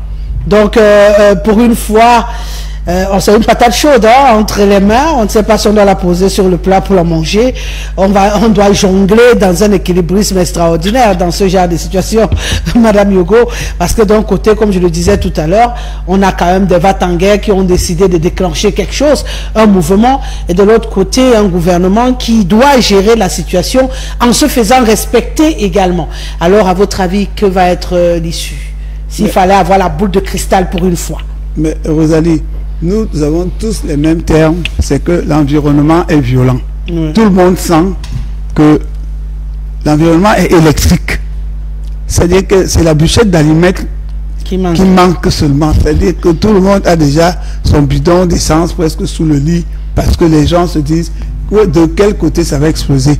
Mais c'est dommage, Rosalie, parce que quand vous savez vous-même que l'environnement est violent, que les gens sont sur les nerfs, que les gens sont provocateurs, que les gens sont prêts à aller à la bagarre, mais vous utilisez un langage apaisant.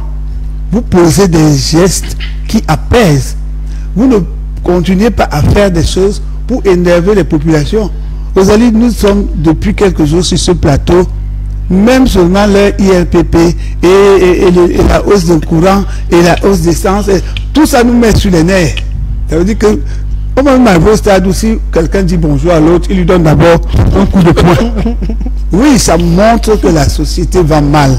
Ça montre qu'il y a quelque chose qui ne va pas. Et si vous prenez seulement un petit exemple du jeune garçon qu'on a pris dans la journée, le préfet, je crois, il est allé faire une reconstitution sur un employé de la CRTV qui avait été assassiné. Ah oui, pendant qu'il était là, un jeune garçon, je crois de 11 ans, lui a soutiré son portefeuille. En pleine... Ça veut dire qu'on n'a plus peur de rien. Parce que avant on ne pouvait même pas imaginer qu'un prophète soit quelque part et qu'on s'approche même pour le toucher. C'est-à-dire que c'est grave. C'est-à-dire que quand je vous dis c'est devenu le Wandaland, c'est-à-dire tout vous surprend. C'est-à-dire que chaque jour on se réveille, il y a quelque chose de nouveau. On ne peut plus dormir s'il n'y a pas une affaire. Les affaires dans les affaires. C'est-à-dire, voilà aussi Maître Nkom qui s'est réveillé avec son affaire. C'est-à-dire, toutes les petites, comment je peux dire, toutes les petites balles qu'on envoie pour que les choses explosent, ça rate. Mais il y a une seule balle qui va finir par exploser un jour. Si on ne met pas les conditions pour qu'il n'y ait pas explosion, moi je crois que on va aller vers l'explosion. Parce que vous avez beau mettre la main sur une marmite qui est en train de bouillir, à la fin, votre main va tellement chauffer que vous ne pourrez plus tenir le couvercle fermé et ce qui est dedans va sortir. Donc moi je crois que nous devons nous battre, mettre de l'énergie pour que les conditions soient réunies, pour qu'il y ait apaisement. Mais aujourd'hui là, nous ne pouvons pas dire que les gens mettent les conditions pour l'apaisement, que ce soit du côté A ou que ce soit du côté B. C'est ça le gros problème. Et si nous n'arrivons pas à ça, je vous dis, les mêmes problèmes, parce que voilà une crise qui a commencé il y a pratiquement 7 ans. Nous allons aller dans une nouvelle élection avec la crise là. Rosalie, je suis parti combien de mois? Je suis revenu, qu'est-ce que j'ai trouvé de changer? Seulement que Rosalie est partie à Cam 10. C'est déjà un changement. Mais vous, Rosalie, mais je suis revenu. Yaoundé a les mêmes poubelles. Les problèmes d'eau sont récurrents. Électricité. C'est-à-dire que comment vous pouvez dire que vous voulez que le peuple soit calme, que le peuple soit apaisé, que le peuple accepte, et que chaque jour, vous venez monter les impôts. Chaque jour, vous venez dire que non, vous ne devez pas faire ceci. Est-ce que vous ne trouvez pas vous-même qu'à force d'étouffer les populations, vous êtes en train de les rendre plus nerveuses? où est le chemin de la...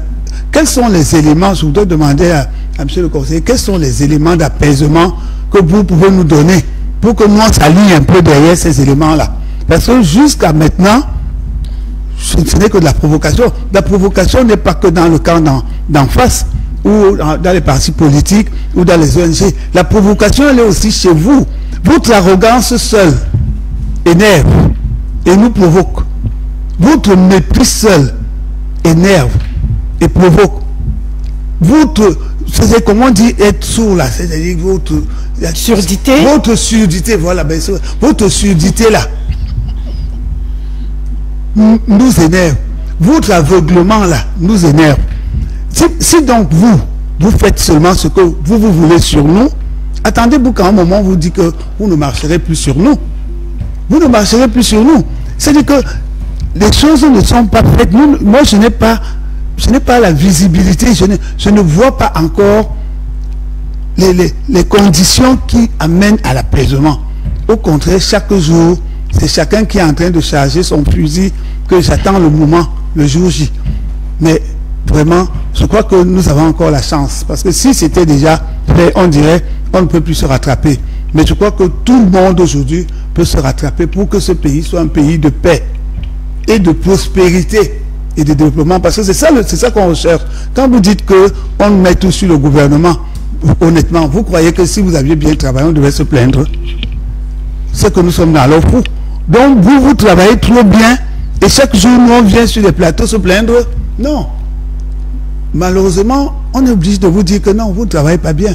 Si vous-même, quelqu'un du RDPC, vous reconnaissez la corruption, le président même du parti dit voleur à col blanc. Il dit que ses militants, ils sont ses militants, ce ne sont plus les nous là. C'est-à-dire lui-même il appelle ces gens voleurs à col blanc. Avant il appelait les autres les sorciers. Les apprentis. Les apprentis sorciers. Quand lui il avait dit ça, lui il savait qu'il était le grand sorcier. Parce qu'il n'y a qu'un grand sorcier qui connaît un apprenti sorcier. C'est lui qui a dit, il appelle les autres apprentis sorciers. Donc grand maître, grand sorcier, il maîtrise. Mais moi je ne comprends pas comment donc un grand sorcier laisse le tourbillon dans sa maison comme ça. Il faudrait quand même qu'il nous sorte la potion magique qui va apporter apaisement. Et parmi ces potions magiques là, il y a le corps du président Ahidjo qui apportera l'apaisement dans ce pays. On va commencer à faire parler les téléspectateurs. Je voudrais à votre dire un petit mot à... Pourquoi? Tu es obligé de dire quelque chose à un petit mot? Elle veut les éléments d'apaisement. Non, je n'ai pas demandé. Mais c'est moi j'ai demandé. Est-ce que moi j'ai demandé les éléments d'apaisement? Moi j'ai demandé, monsieur le maire. Que je l'apaise même pour monsieur le maire, est-ce que moi j'ai demandé? On va voir s'il peut m'apaiser. Est-ce que moi j'ai demandé? Apaiser donc. Il peut encore chauffer même la marmite. C'est ce qui m'inquiète. Ok. Je voudrais... Non, je dis que mon petit garçon, Rosalie, ça m'inquiète. Je voudrais à travers cette préoccupation pertinente dire que le Cameroun n'est pas aussi en conflit, n'est pas aussi étouffant comme vous le dites, et je comprends, mais parce qu'il vous manque justement ces éléments qui peuvent vous rassurer. L'un des éléments fondamentaux qui peut vous rassurer au Cameroun, c'est comme je peux le dire, nous sommes et restons un pays très riche malgré la situation actuelle. Le Cameroun demeure un pays immensément riche dans son sous-sol et dans son sol. C'est censé cela donne l'espoir que s'il y a un relèvement, une reprise en main de nos mentalités, il peut y avoir un changement. La seconde chose que je peux ajouter, c'est que ceux qui ont perçu le message du chef de l'État parlant de l'agriculture commencent déjà à récolter les fruits. Si vous sortez de l'environnement des grandes villes de Douala et Yaoundé, dans l'arrière-pays, il fait beau vivre. Parce que le cacao coûte 4500 francs le kilogramme. Et le manioc, le filet coûte 13 000 à 14 000 francs. Et qu'est-ce que les Camerounais consomment? Je vous apporte des éléments d'espoir. Oui, il y a des économiques qui permettent de vous rassurer que le Cameroun reste un pays immensément riche. Et que l'orientation politique est d'aller vers l'agriculture. Et ceux qui ont perçu ce message, population villageoise ou citadine, ont déjà commencé à récolter les fruits En Bangassina, par donc, pour vous, l'agriculture, c'est le cacao. Je ne prends que ce pan. Je vais prendre cet exemple pour montrer que de ce côté-là, des personnes vivant au village arrivent à se faire des chiffres d'affaires que ceux qui sont dans les bureaux ne parviennent pas. Je n'ai parlé que du cacao. C'est le cas pour le manioc.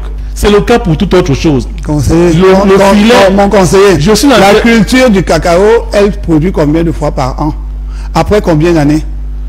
Et le macabo, on le mange combien de fois par jour? Le manioc, on le mange combien et il produit après combien de temps? Cet exemple. Donc, si vous voulez développer les cultures entières, dites-nous que vous avez développé les cultures entières. Mais ce ne sont pas les cultures nourricières. Et aujourd'hui, on a besoin de nourrir un peuple.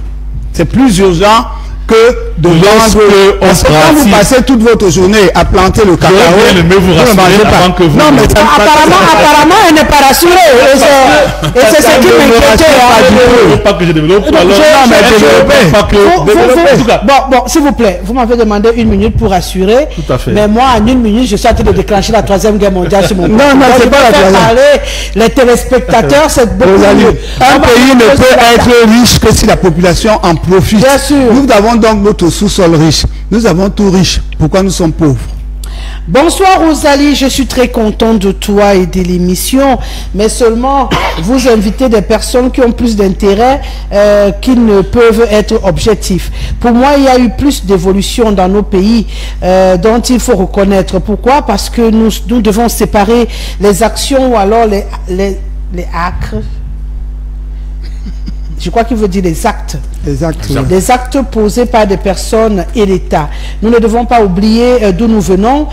Vous-même, vous voyez le problème des ONG qui en réalité passent tout leur temps. Écrivez le français, hein, c'est compliqué de déchiffrer. Passent tout leur temps à critiquer, c'est compliqué, à critiquer leur État que de participer aux actions nécessaires. Ils reçoivent de grandes sommes d'argent au point où ils se croient tout permis. Je vous dis que ces ONG, ce sont ces ONG qui déstabilisent nos États. Ils sont toujours contre les États. 16 milliards, ils ont fait quoi avec en 2 ans au Cameroun? Il y a eu des catastrophes que nous ne avons pas vues à l'œuvre. De grâce à condamner, ce n'est pas normal. Il faut les condamner avec la plus grande énergie. Gracias hermana. Voilà, je comprends. Ça nous vient de la Guinée équatoriale ce soir. Hein, ceci peut expliquer cela. Autre réaction. Bonsoir, madame la journaliste et à tout ton panel. Je pense que les droits de l'homme au Cameroun sont une véritable utopie. Quand dans un pays, les avocats sont tabassés par les forces de l'ordre, aucun test n'est respecté par ceux qui nous gouvernent, on ne saurait parler de droits. Des restrictions à volo par les autorités. Maintenant, les ONG ont une nouvelle cible, les gouvernants.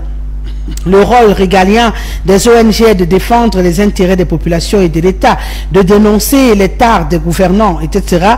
Et elles ne sont pas opposées aux États. Elles accompagnent l'État, mais l'État camerounais semble craindre celles qui sont implantées dans notre pays, et c'est déplorable, c'est ça qui fait problème. C'est Lionel qui nous écrit depuis Polytech. Autre réaction enregistrée ce soir. Merci. Thomas Massoc.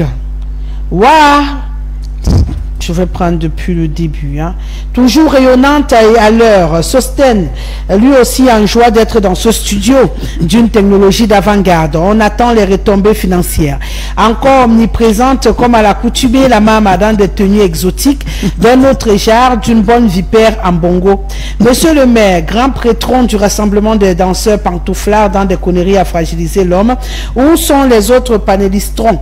Dans un monde où les inégalités sociales sont palpables, parler de droits de l'homme relève de l'utopie du fait de la malgouvernance que manifestent les amis caciques, pyromanes ou militent M. Toundé.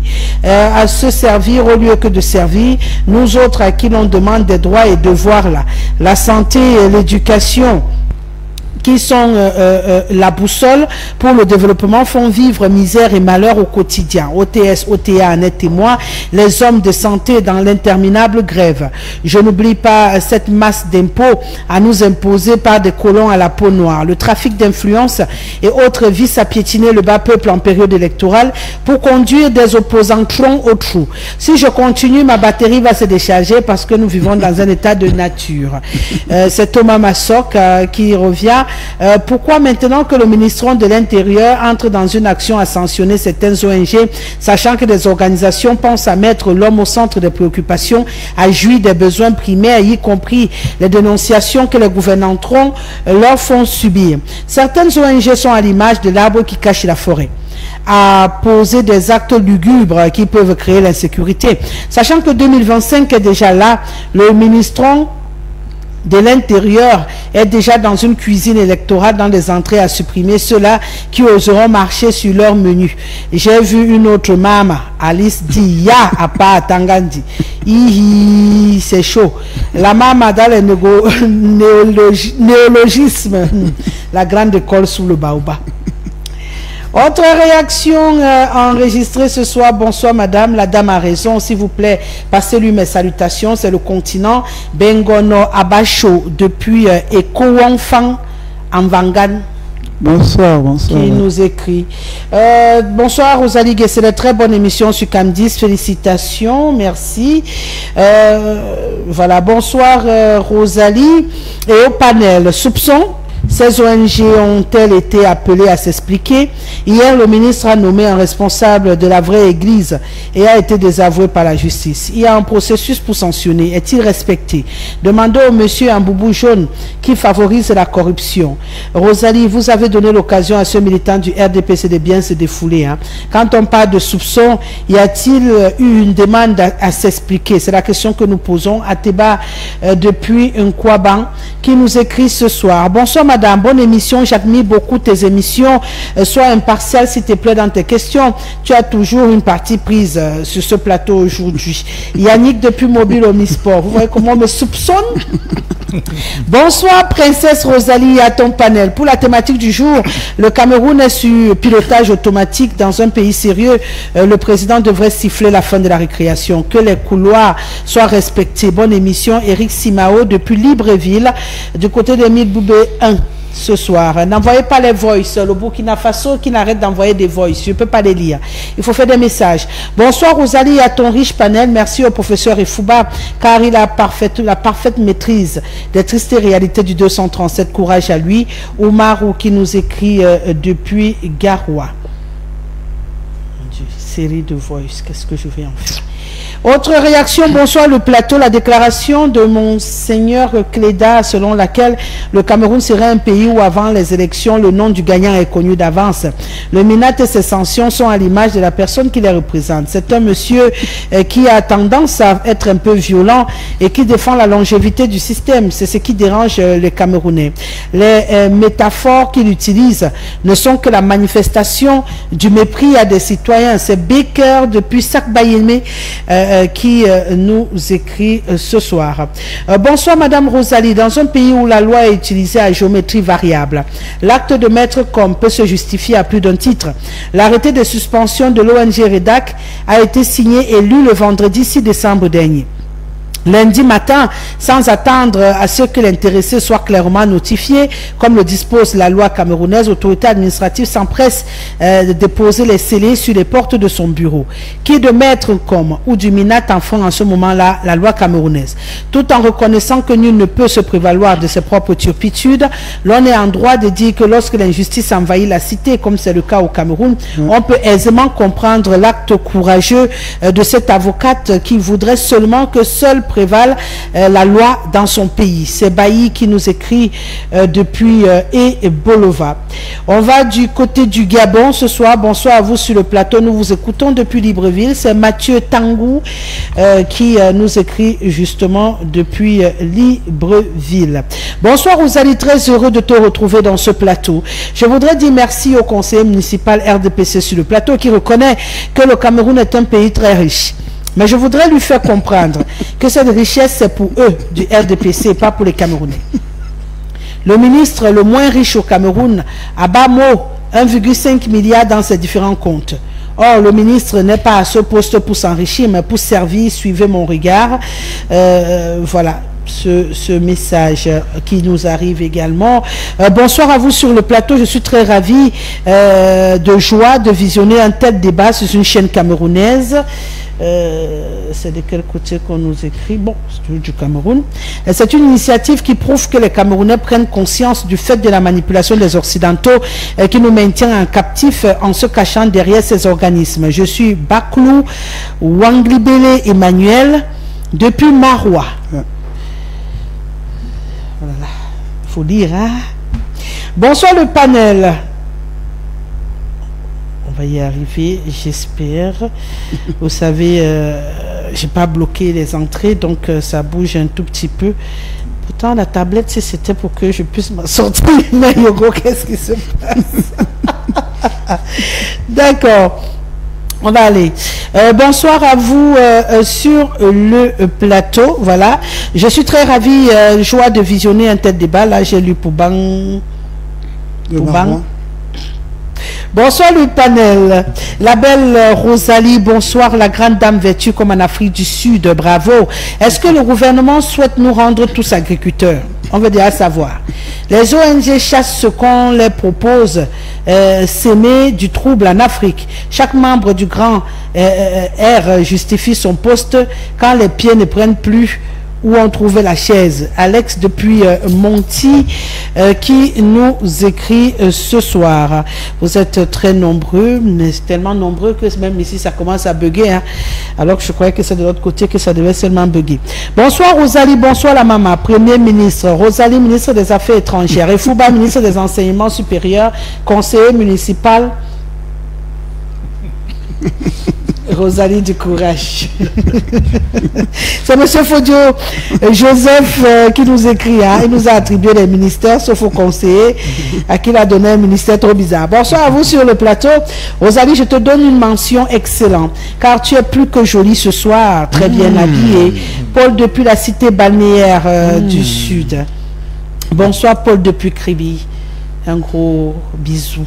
Bonsoir le plateau. Droits de l'homme, réalité ou utopie? Les droits de l'homme au Cameroun se pratiquent comme le concubinage d'une femme mariée à l'état civil. Les populations du bas peuple représentent le concubin, tandis que les gouvernants représentent le mari légal. Ce qui veut dire que les populations du bas peuple ne jouissent pas de leurs droits.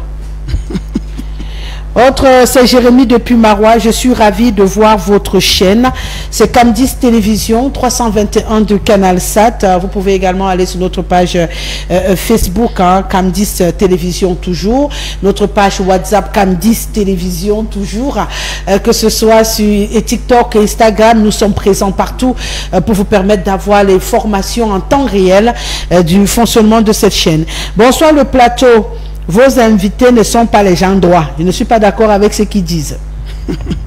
Dis-nous ce que toi tu dis. Si tu as trouvé que mes invités ne sont pas les gens droits, dis-nous ce qui est droit d'après toi. C'est très important parce qu'on a des téléspectateurs qui viennent seulement critiquer les panélistes sur le plateau mais n'apportent pas de contribution. Vous avez l'opportunité. Bonsoir Rosalie et le panel. Le monsieur du RDPC veut nous endormir en disant que nous gardions espoir parce que le Cameroun est riche. Si tel est le cas, pourquoi nous souffrons depuis 42 ans? 2025, le nouveau président va exploiter les richesses là pour nous les Camerounais et non pour une clique de personnes. JP Niam qui nous écrit depuis Yaoundé. Tu vois que l'assurance que tu as voulu rassurer les gens là, c'est net. Là-bas que les problèmes ont commencé. Bonsoir au panel, monsieur Toundé.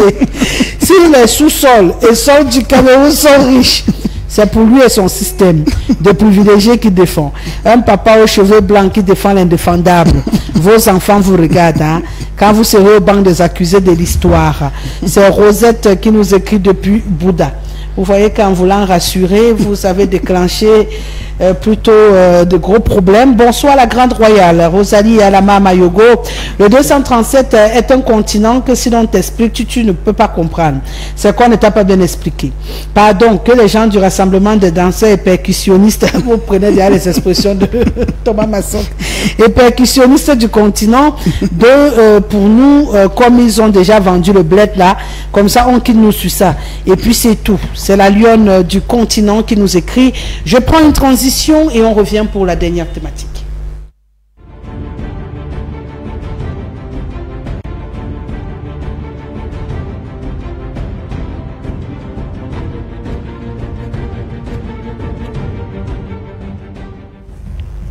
Vous êtes toujours sur Cam10 Télévision, l'émission c'est l'heure, bien entendu, dès qu'il est 17h, on se met à l'heure sur la chaîne républicaine et bien sûr on échange sur l'avenir du Cameroun, sur l'actualité et à notre manière, hein, on contribue à améliorer notre environnement. Voilà, on parle justement de cette fuite des documents officiels et confidentiels au Cameroun.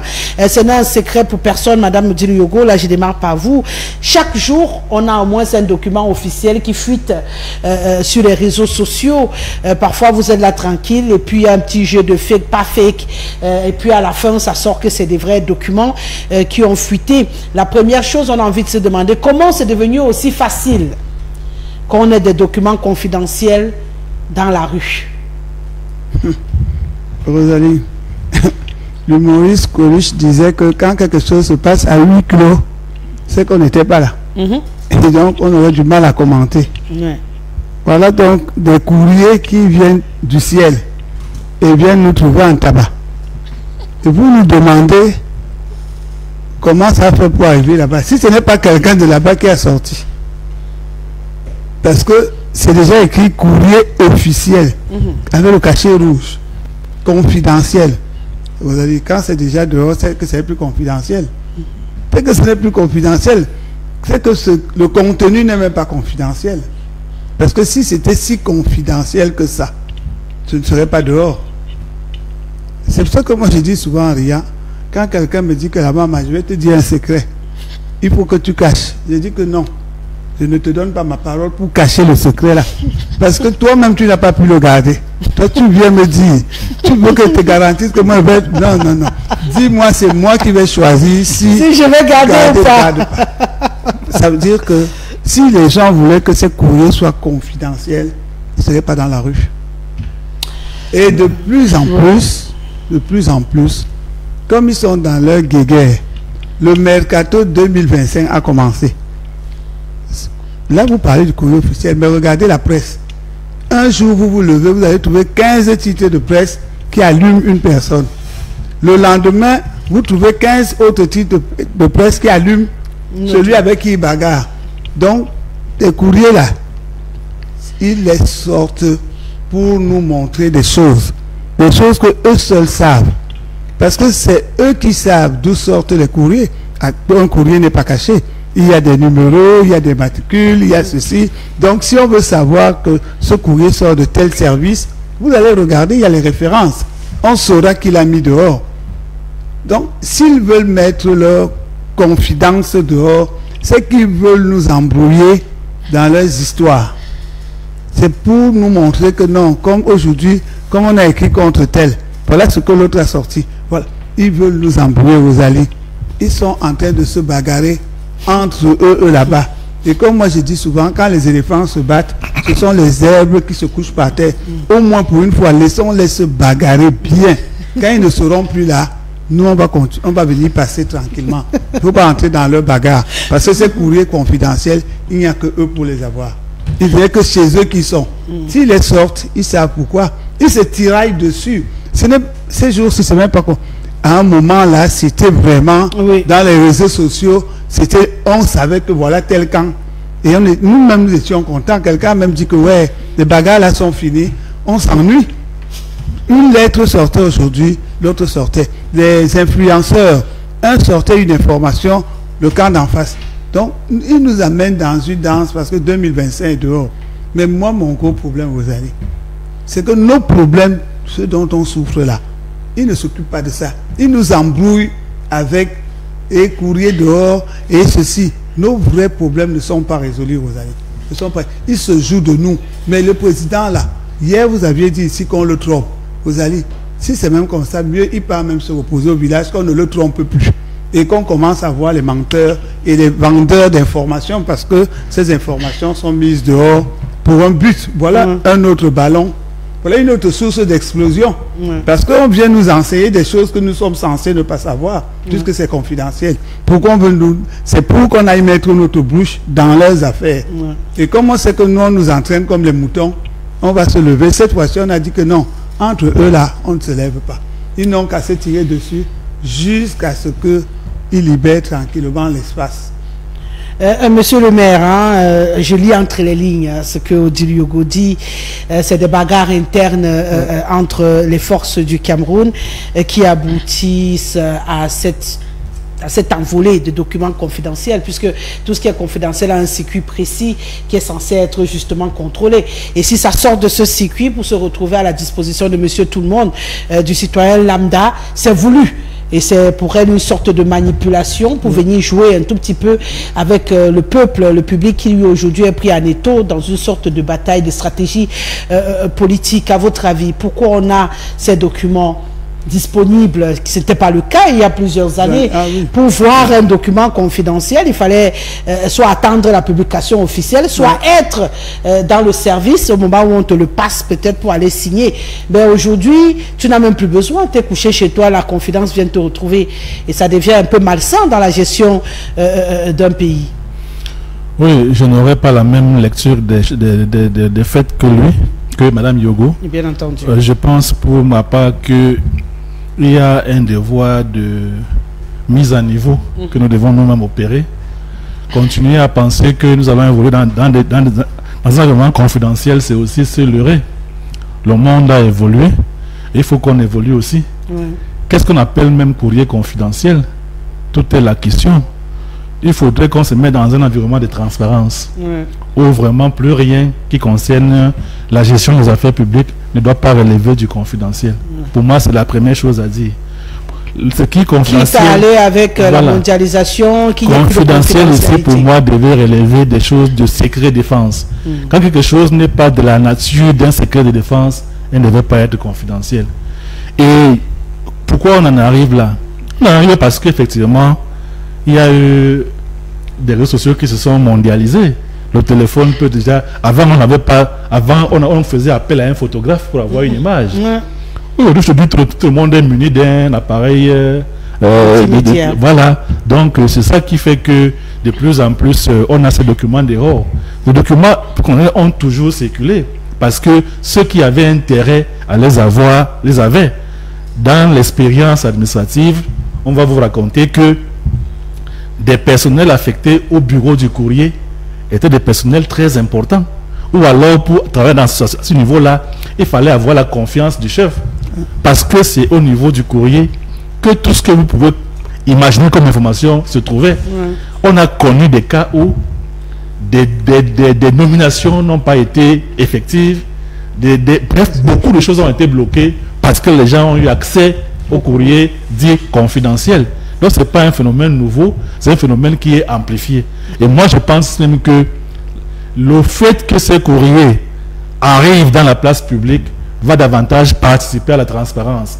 Lorsque vous vous retrouvez, lorsque vous prenez votre ordinateur pour écrire une lettre, ayez en esprit que ce que vous écrivez pourra se retrouver partout. Donc, il faut relativiser la notion de la confidentialité parce que le monde n'est plus et ne doit plus être un monde confidentiel, sauf quand ça relève du secret de défense. Donc, de mon point de vue, nous devons nous habituer à ça. Nous avons entendu trop de choses. On n'a pas eu telle chose parce que telle information a fuité. Mais ailleurs, nous voyons des choses se faire et connues à l'avance, sans que le fait que cela ait fuité pose un problème. Et je pense que c'est nos mentalités qui doivent s'arrimer à comprendre que même au niveau administratif, le caractère confidentiel doit être relativisé. On ne peut pas adresser une correspondance administrative à un collaborateur et apposer là le sceau confidentiel. Et quand vous regardez même au fond, c'est une information normale que les citoyens devraient pouvoir être en droit de connaître.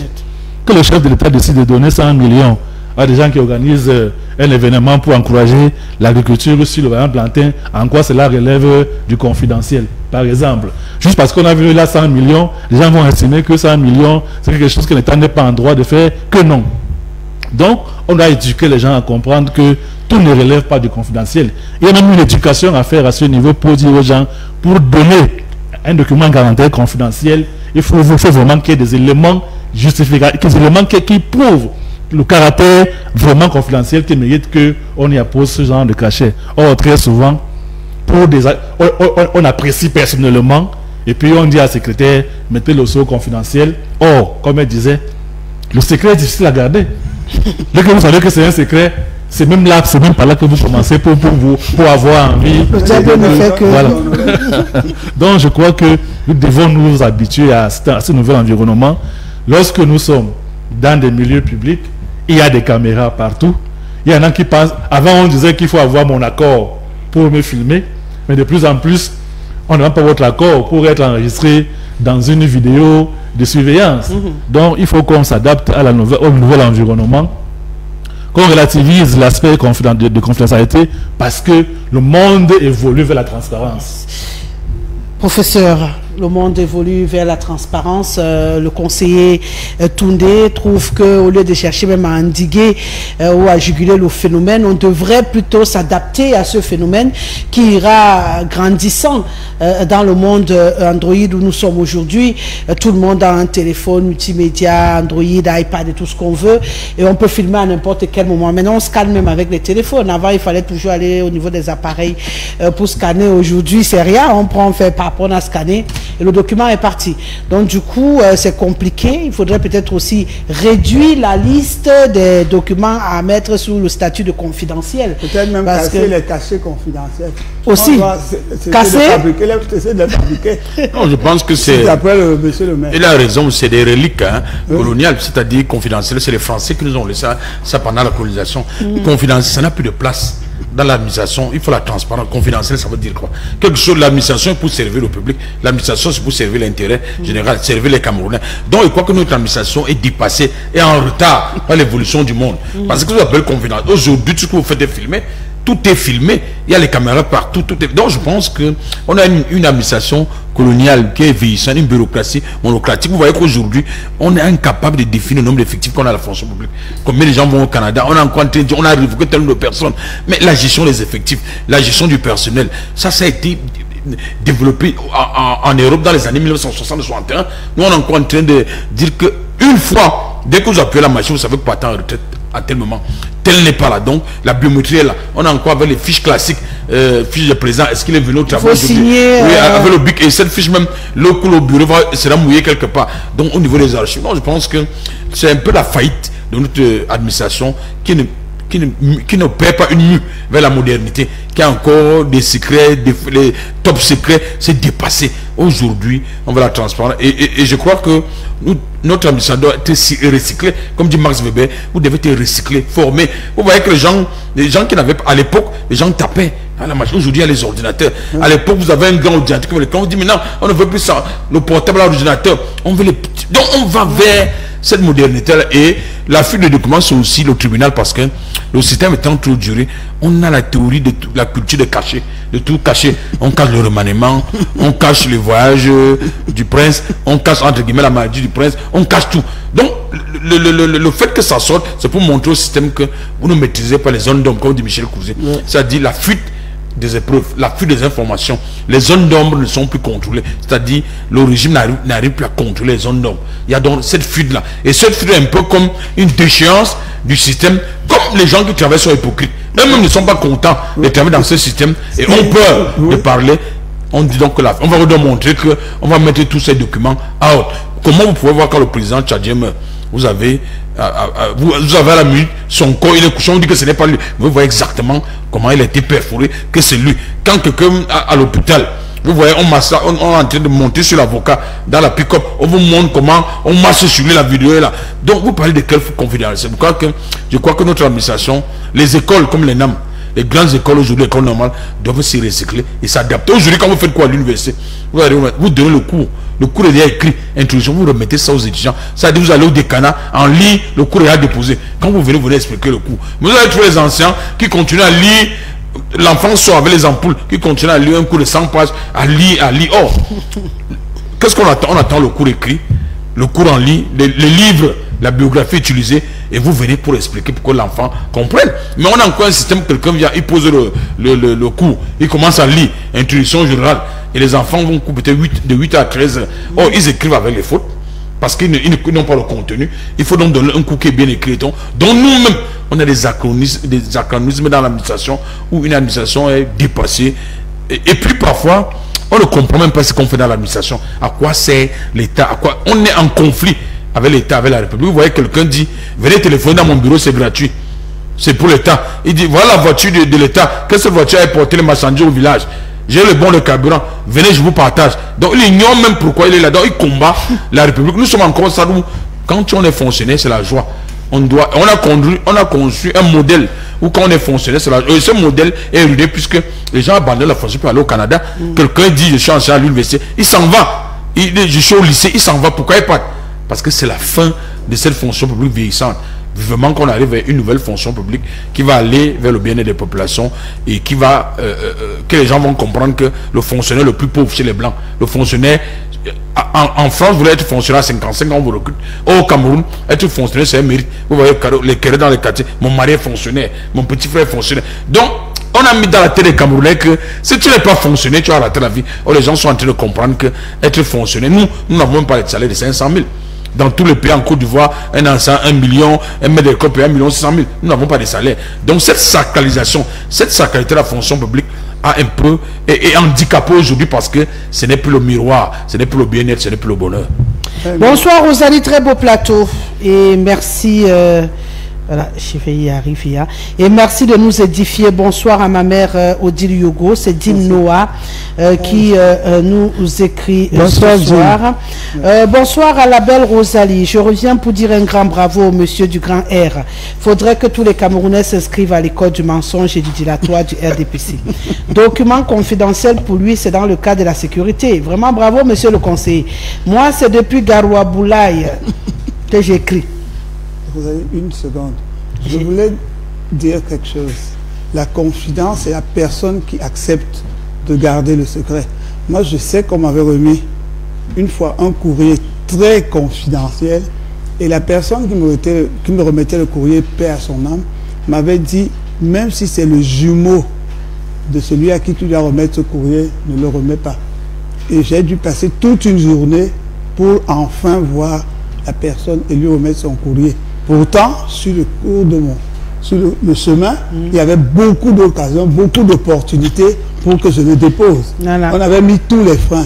Et c'est simplement pour aller déposer un courrier dans un bureau. Je suis resté de 9h à 15h. Et j'ai refusé de donner le courrier. Et à 15h, enfin, quand le destinataire m'a reçu, j'ai dit, prends le courrier là. Mais la prochaine fois, je ne vais pas attendre 7 heures devant ta porte ou devant la porte de quelqu'un. C'est aussi ça, le respect de la parole donnée. C'est clair. Parce que le courrier confidentiel, c'est le respect de la parole donnée. Donc, mais si les choses sont dehors, c'est que les gens ne se respectent plus, les gens n'ont plus de parole. Une fois de plus, bonsoir à vous, bon courage à Madame Odile Yogo. Une fois de plus, j'ai eu un plaisir à écouter. Avec vous, le Cameroun n'est pas totalement perdu. Vous avez su résister au venin de ce système. Je vous admire, Madame. C'est Rosette qui nous écrit depuis Bouddha ce soir. Autre réaction, Madame, le recyclage, comme le monsieur est en train de dire, mais la mentalité aussi est là. En vrai, les zones d'ombre, c'est de ça qu'il s'agit. Ouais. Ce soir, vous avez les grands mots. Hein. Bonsoir à Yeti Bouti qui nous regarde quelque part au Cameroun. Hein. Merci d'être devant le petit écran. Nous, on va sortir de cette émission. Désolé pour ceux qui n'ont pas été lus. Merci à Eric Bilon, à Flore qui sont connectés, bien entendu, pour ces petits clins d'œil sur notre page Facebook. Merci de faire le travail tout le temps. Allez, on va rentrer en gare. Merci à vous trois. d'avoir été là ce soir. Merci à Giro qui est encore derrière les caméras. Merci à Junior Rim, mon community manager en action ici. Merci bien entendu à Abomo qui était en train de réaliser cette émission, et à Edimo qui était au son. On se retrouve demain avec le même bonheur et le même plaisir. Hein. On sera mercredi et ce sera avec le même bonheur. Je rappelle, le journal en anglais, c'est tout de suite une présentation de Bertrand Tita. Bonne suite de programme.